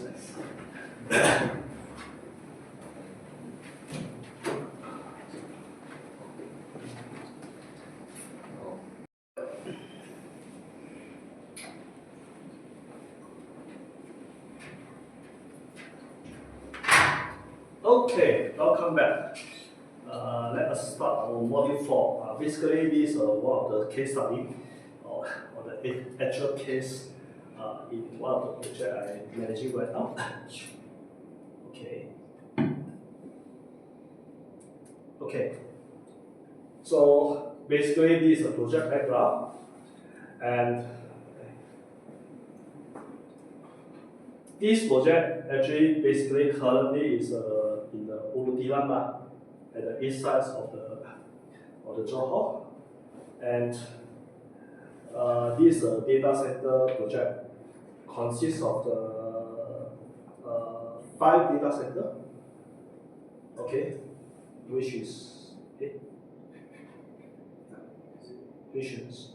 this we name it data center number 1, number 2, number 3, number 4, number 5, or basically 6, number 6 data center, and 1 sharing center, and then this is the water treatment plant. So this project actually the total capacity or total IT load. Normally in the project, right, for data center, we use the terms to classify, the requirement of the project. The term is the total IT load. Okay, and then for the hotel, we use the keys. This project come with how many keys? All the rooms. And then for the housing, we use how many units? So based on this so-called quantified units, then we will know how big of this project. Okay, clear? Get it? Normally we will call this Masare is Christian. If he tell you he's Christian, then you will know, probably you will know he is Christian, right? If he tell you Malay, definitely he's a Malay. But if let's say he is Chinese, but tell you Malay, probably he is okay. So for the project, we normally name we put a name for data center in terms of size or scale. We put it as IT load, total IT load. Basically, this project total IT load is about 356, and then the committed to our tenants is 177. Okay. Currently, this 2 building, which is consists of 30 megawatts already completed and already tenanted by our client. Client is confidential. And currently, I'm managing this building 3, building 4, and sharing center. These 3 buildings. These 3 projects. So basically, I am program manager. Why? We need to recap. This is a case study, so we need to recap what is the terms that we studied just now. So now we come with Question. Am I a project manager? Yes. Huh? Yes. No, I'm the program manager. Because of I manage multiple projects. yeah the DC data center 3, data center 4, and sharing center. Okay. And I define myself as a program manager. Supposedly, I'm not a project manager, I'm a program manager. I'm a program manager. Okay.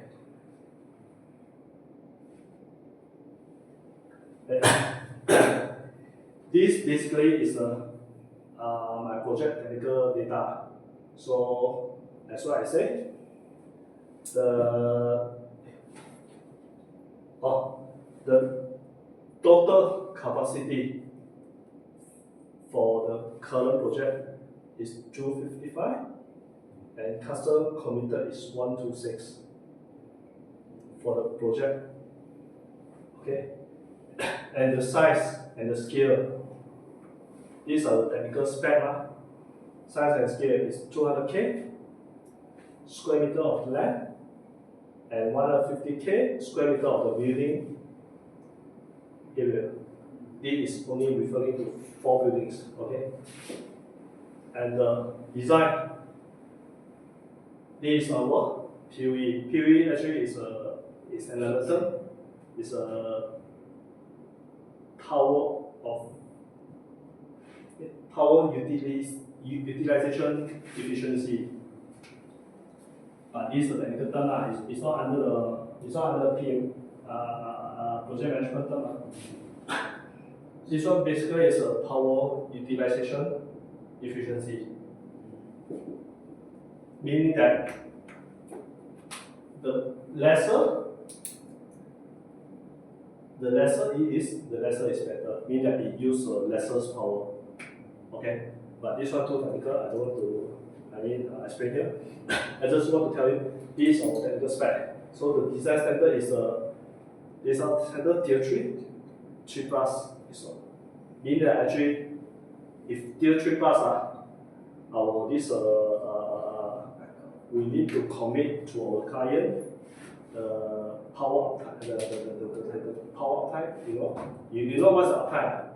It's 99.9%.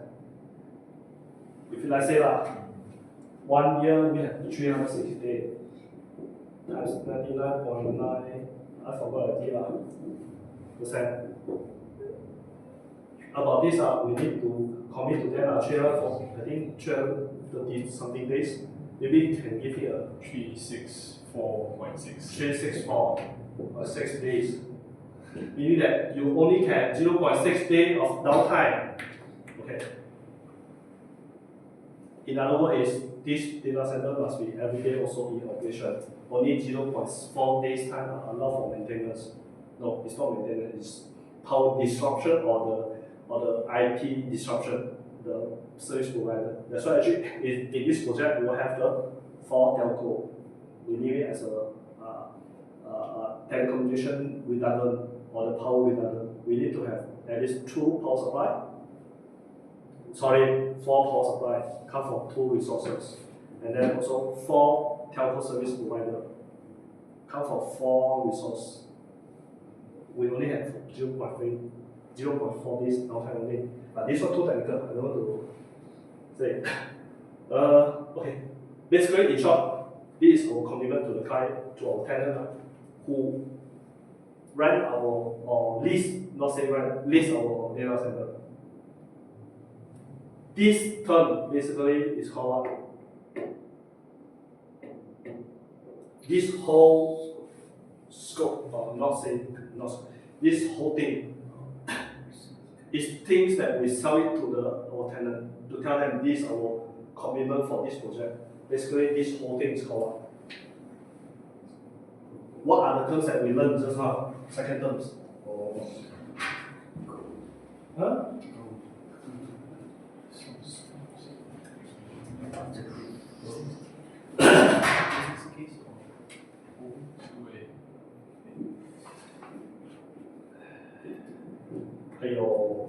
tips already there business case This is a business case. Before we build a project, we need to have business case. We need to tell what is our this project requirement. We need to sell it to the client. If without this information, how can we sell? That's why we have the business case. Right?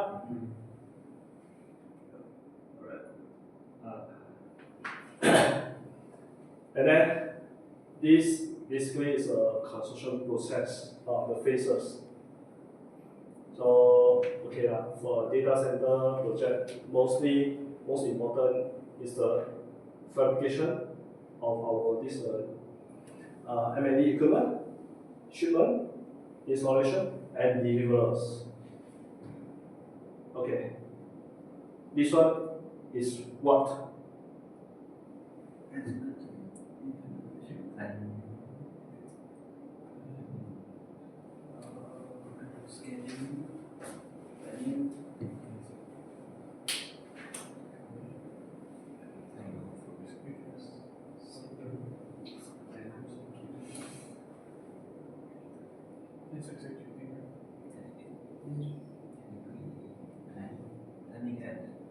It's already going through the processing it.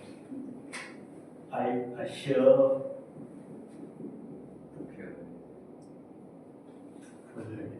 project management process. Okay, we start from initiating, planning, executing, control and monitoring, and closing. Correct? This fine. Right. Initiating. We need to come with the design, and then we only can tell what are the equipments. Fabricating only can fabricate on site. Basically, this is a whole process for the construction. And then shipment. We need to planning for the shipment. When is your lead time of the equipment? When you plan to come? We need to have procurement. We need to come procurement first. And then installation is under the implementation. Right? Then installation also the controlling and managing. You need to control and manage how you install. Do not have the safety issue or what. Closing, delivery. We need to pass to our operation team and also tenant. Of course, this is just a very simple process. Then to tell us, basically these are the process that we are getting involved. Okay. This is a project. Okay. Basically, this is a milestone. Okay. We have all the process during the construction, mobilization, foundation, first batch of the steel structure, and then main building steel, and then genset. This main building step pouring or topping up, completion. So completion of the rooftop steel structure. Okay. Basically, the data center project. Just tell you the process. We have this. My project has 3 stories, and these 2 stories have the roof steel structure, and then this one is a cooling tower. Okay. So inside is the data center hall, and then got some utility room. So basically, these are all the process. So these are the sample of the project. Sample of the program. Baseline project also there. So this one called what?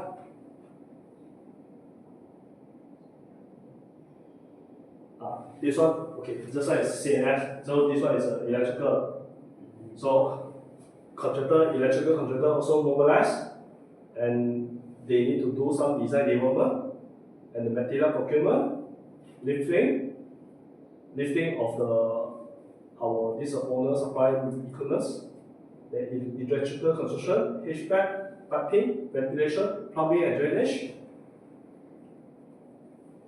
fire fighting, low voltage, diesel generator, water on, power on, and bomba, and this one is testing and commissioning CX5, and after that is CCC. Okay. This one overall.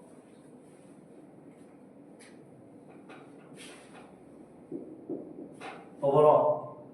Still remember, recap what are the terms.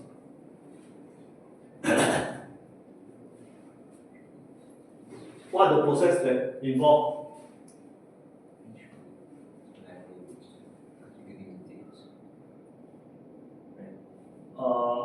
This is a schedule when the contractor on board, they give it to us, and then this one for us to control and manage. So we control and manage follow this date. Because the date, the things that we plan already, so we need to manage and control this. So basically, for the data center project, a bit different with other project because we emphasize on the milestone. Reason, because every single completion of the item is important for us to pursue the next item. Okay, example, I need to complete my framework, my steel structural framework, before closing my facade. You know what's a facade? It means the external wall. Why? Because I need to allow moving of the equipment. After moving already, then I need to quickly close up this so that I can open up my rack of my equipment to avoid water leaking or water splashing into and cause damage to the machinery. So all the sequence are M&E and also you see my M&E lifting is from this date to this date. So my facade must be complete. You see my water tightness must be complete before 24 May. Condition of watertight. You see. This one is lifting. I complete lifting of equipment on April. I only allowed to start to build this by power on or water on by June and July. I do not open the equipment yet. I just install the ducting that Dr. Lee highlighted in this morning, all this trunking. I just install this, but I do not power on yet or open the equipment. I just place it on and come with all the wooden and also the plastic wrapping. So I need to allow the duration for me to open a racking and then install this equipment into position and do the power on. So these are very important sequences. So we need to manage two contractors. One is the CIS contractor, one is M&E contractor. So again, for one building, I manage two contractors.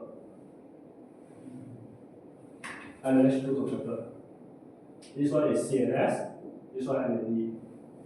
This one also, this one building form, also CNS and M&E.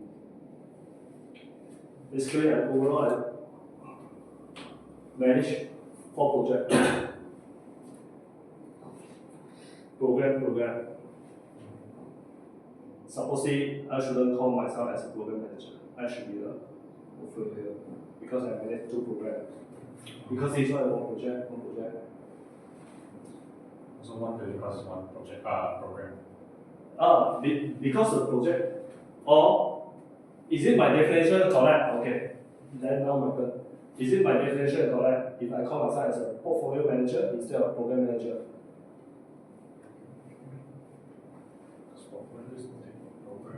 But then it's good whether the CNS and M&E is a project or it's 2 projects or 1 project. Okay, how we define a project? Okay. Again, how we define a project? Unique, temporal. Actually, it's complete same time. If let's say complete same time is considered as a one project. And then unit. Okay, and then got define go. Okay. You just now you didn't ask me whether my this CNS and MLE is complete same time or not. If complete same time, you consider as one project. If one project, then one project. It's not two projects. So this one cannot classify as a program A, as a program yes, still considered as a one project. So just now I said I classify myself as a portfolio manager. It's a wrong definition. No, it's not. I test it is because I define wrongly. I also got my mistake. But just now you guys should ask me whether these two contracts are complete at the same time. If complete at the same time, regardless how many contractors that you manage, let's say in one project you manage 10 contractors, but still complete at the same time, it's still classified as a one project. Okay, it's not classified as two projects because it's still complete at the same time. Although start with a different time, but still complete at the same time, still classified as one project. Okay. So just now the whole process, we are monitor and managing it. That's why it's under this project management process. This is the term that we need to. So these are the sample of the document that we manage and monitor the project. Basically, this is a progress report that I abstract. So this is again one of the documents that under which process control and managing. Okay. So same lah. Currently, this is a progress on my side. Okay, this is a building. This is a building 3, which currently is doing this roofing structure now. Steel structure, roofing steel structure to, you see, these are all the cooling tower that are already in place. This currently basically is a building 4. Building 4 now is building the bonnet slab at the roofing, not just steel structure is here. This one is all the roofing steel structure to place the cooling tower. And then this one basically is a genset. A steel structure to placing the genset to give a power supply to these 2 data centers. So basically this is a process. We're doing the cable tray now, and now B3 is constructing the external wall. Okay, and then this one is the diesel tank. Okay, basically it's this area.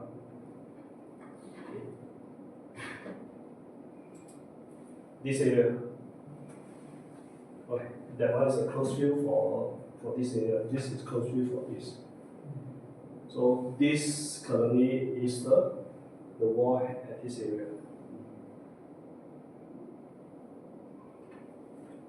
So this basically is the roofing.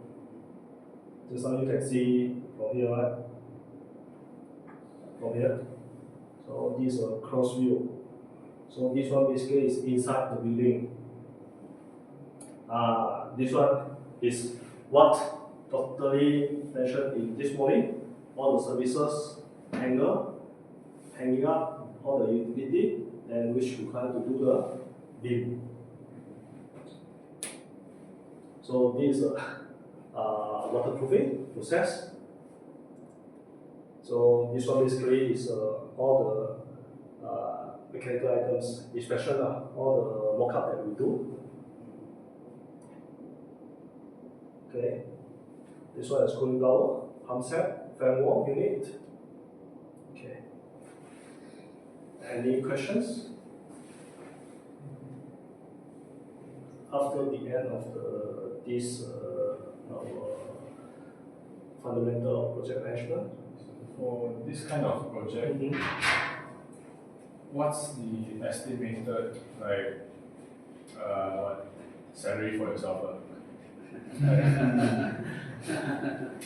Confidential? Okay.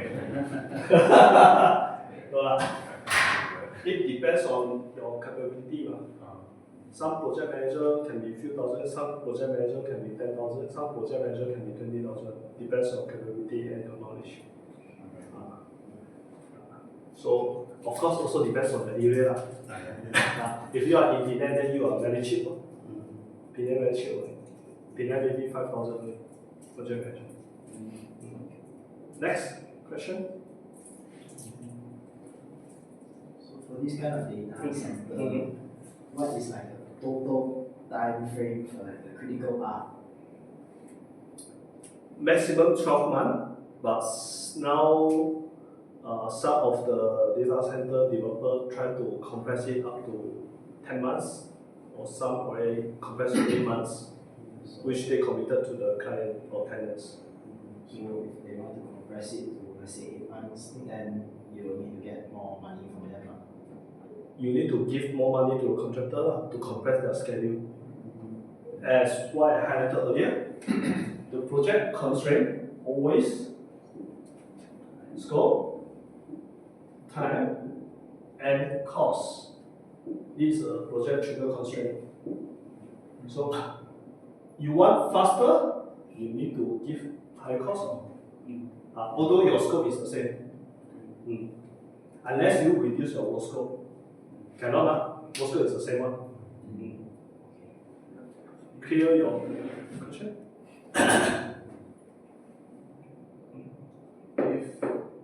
Because you're increasing the cost, but with a shorter time, then does that, because if you have a longer amount of time but slightly lesser cost, then how does that like compare? Because you're still paying technically the same amount of money per shorter, or is it like total spending? Okay. In the data center project, it's slightly different with the housing or other project. Why? Because other project, you already know how much that you earn already. Correct? Yes. Then you already committed the time frame to your purchaser. Then why you want to spend more money to compare your schedule? For data center project different. The earlier you complete, The more money they can earn. it's not the earlier that you complete, right? The earlier that you can list out to your tenant. The earlier that you list out to your tenant, then the earlier money that you can earn, or the more money that you can earn. If let's say you compare your schedule 4 months, from 12 to 8 months, 4 months, you can earn 4 months tenant. Correct? Just at the cost of having to compress. Yes. The cost, It's worth that. Of course, I'm not involved in that. No, I'm not involved in that top management decision, so I don't know how much that can earn. Definitely, the company have their own cost benefit analysis. Then they only decide to compress the schedule. Next question. How do you deal with the stubborn contractor? Issue penalty, remove their staff, then that will be more efficient. Or remove their supervisory staff. So just replace that. Can replace or remove. Will be immediate efficiency. Sorry? Our current group project, they have five of us, 2 useless. But yeah. That's why actually in any circumstances, the project manager need to be empowered. To have this authority. In some project manager do not have this power. That's why it depends, and also very dependency on the company policy, whether the company management give the project manager this power or not. But in my company, the project manager has very ultimate authority to do so. So is it authority just inject Yes, the project manager has authority ultimate authority to remove the stubborn supervisor or stubborn, I mean the manager levels from the contractor or even the staff. Anyone that do not adhere to the safety policy or do not follow to the instruction from the project manager, our side, then we will recommend to the contractor's management to remove their staff immediately with immediate effects. That's why they have to listen. Because actually, frankly speaking, in this kind of compressed schedule, right, we don't have the time to negotiate or whatsoever, you know. So the project manager need to make a very precise and also the very detective, that what? Effective. That's a one term, you know. Decisive. Not decisive. Detector, right? Yeah, detector. You know that term? Dictator of. Detector. Yes. Okay. So he has to be has this power to do so, or else when you nego to whether to remove or to maintain Waste of time. waste the project schedule only cannot. And the drawing is you have to find someone to replace very quickly. So Yes. Correct. Anything? Any questions? Let's say it's go the other way around. How you say the project got delayed, and how you deal with your client and your management? Our project are not allowed to delay. Okay. That's why we need to. I mean, normally Over budget. no, we will spend time to monitor and manage or control the contractor schedule daily basis, not in weekly basis. So any deviated of the daily progress, so basically we are asking contractor to give us the daily task. In this day, what is their total area that they expected to complete and what is their actual completion of this area. So if any day they deviated, we will ask them how to mitigate, or no, we will recommend to them immediately, tell them to add on the resources. Or if they cannot add on resources, we will ask the outside resources to add on to speed up or to expedite the progress. Normally, there's no any delay allowed, even 1 day, because actually 1 day penalty will cost a lot, can be in the millions penalty. If the clients they give say unreasonable demands and time constraints, then what then? What do you mean of the unreasonable? The contract signed already, it's not unreasonable. Yeah, that means you agree on it already. No, our management means that our company agree on that, and we have to meet the target. Okay. It's not unreasonable. Because if you didn't agree. Of course, all the time frame are unreasonable. So if you would like to take out this task, this project, then you have to commit to complete. And okay, as a developer for it, when we committed to our tenant or our client, then we have to pay extra to the contractor to deliver it. Then when the contractor agree to take out this task within this unreasonable time frame, they also have to add on their resources, add on their or to work OT, to work on the night shift and OT to complete it. Because their cost already had this budget already when they tender, so they have to deliver. Because if not, 1 day penalty can be millions. So the one that's paying the penalty is the manager's company. No, okay. From whatever's contracting party have to pay. I mean, okay, let's say this is a tenant, this is a developer of the DC, of the data center. They commit, of course, at a certain amount of money. This is a contractor. They also have, we name it as LD or liquidated damages at a certain amount of money. So this one, Nikon also have their subcon. So every single layer have their own penalty or LDs amount, which we don't know lah. We cannot ask contractor how much your penalty to your subcon, right?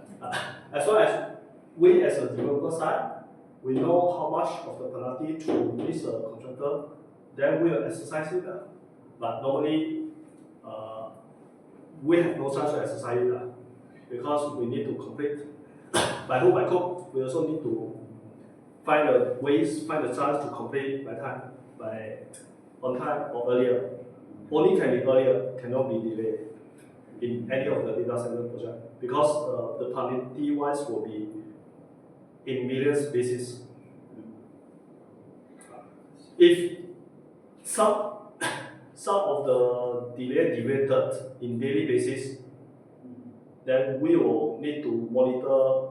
That's why in the process 4, monitor and control. It's not planning anymore, planning only there. So we need to monitor. If let's say any delay of the shipment, example, now the wall, then shipment delay, then probably contractor need to pay more to expedite shipment. But this one is in between the contractor and the supplier, is no longer. But let's say if the equipment is shipped by the developer, then developer have to pay for that. What happens if, let's say, how COVID shut down everything? What would happen to it? Let's say you couldn't get your parts in time. COVID, then shut down. What would? There will be the clause in the contract saying that any disease or any unknown or natural emergency. No, it's not act of God. There's one clause in the contract. Definitely will have one clause of contract to take care of both parties lah. This is something like a natural event lah. It's not any event caused by anybody. It's a natural event. So if natural event, then both parties have to have the so-called general agreement to certain terms and agreement. But which this one will be under the contract administrator to manage it or lawyer. Definitely, in any of the contract form of contract, there will have the one we need one. I suddenly forgot the term. What clause I need? No, it's not contingent. Unforeseen. No, it's not unforeseen. Next time I try it. I forgot the name. There's one clause. It shows that actually it's natural event. Meaning actually it's not anybody's fault. It's because by external factor, which you're referring to is COVID. Actually, this is maybe 100 years only open once. Only happen once. It's not every year or every month. If that event is a natural, it's a so-called event that you already know it will happen. Example, monsoon season, rainy season. You as a contractor or you as a developer already know that at that month have the very heavy raining and cause you cannot proceed with your overall. This one you still need to take consideration into your factor already because that one is you already know that in Malaysia, confirm 4 months is rainy season. So you cannot exit from that clauses.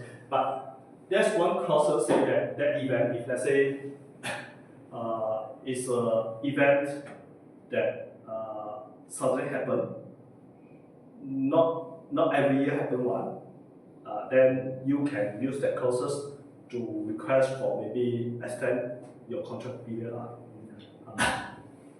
Maybe another event that we can refer to not only the COVID, maybe it's a national something like suddenly an earthquake that never happened in Malaysia. So if suddenly happen, then can claim for that. Natural disaster. It's a natural disaster. You're right. But then it's IFC natural disasters, because usually Malaysia doesn't get that. So like let's say you know that this time there usually will be like let's say a typhoon. Then is that considered a natural disaster? No. No, because You already know. You already know. Then you have to plan ahead your this shipment. But if something like a war, nobody know that war will happen. So this one is great.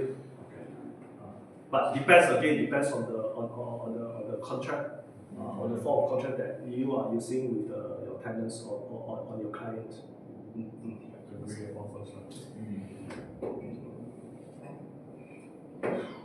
So I can say you have a lot of tension managing projects. We are I mean for this data center normally we work more than 10 hours per day or 12 hours, maybe 6 days or 7 days per week need to work. In order to achieve this, in order for us to manage or not say manage, to monitor and control. I always start to use the technical or the project management terms. If you would like to become a successful project manager, you need to learn all the terms. Okay, not you need to use this word to communicate with your clients, because the clients teams, if they know that you able to use that term to communicate with them, then they will be like you very much, because they know that you know the process and you know what you are going to do. Any other questions? Okay. If no, then we can end our this presentation or this talk. Thank you very much for your participation. Thank you.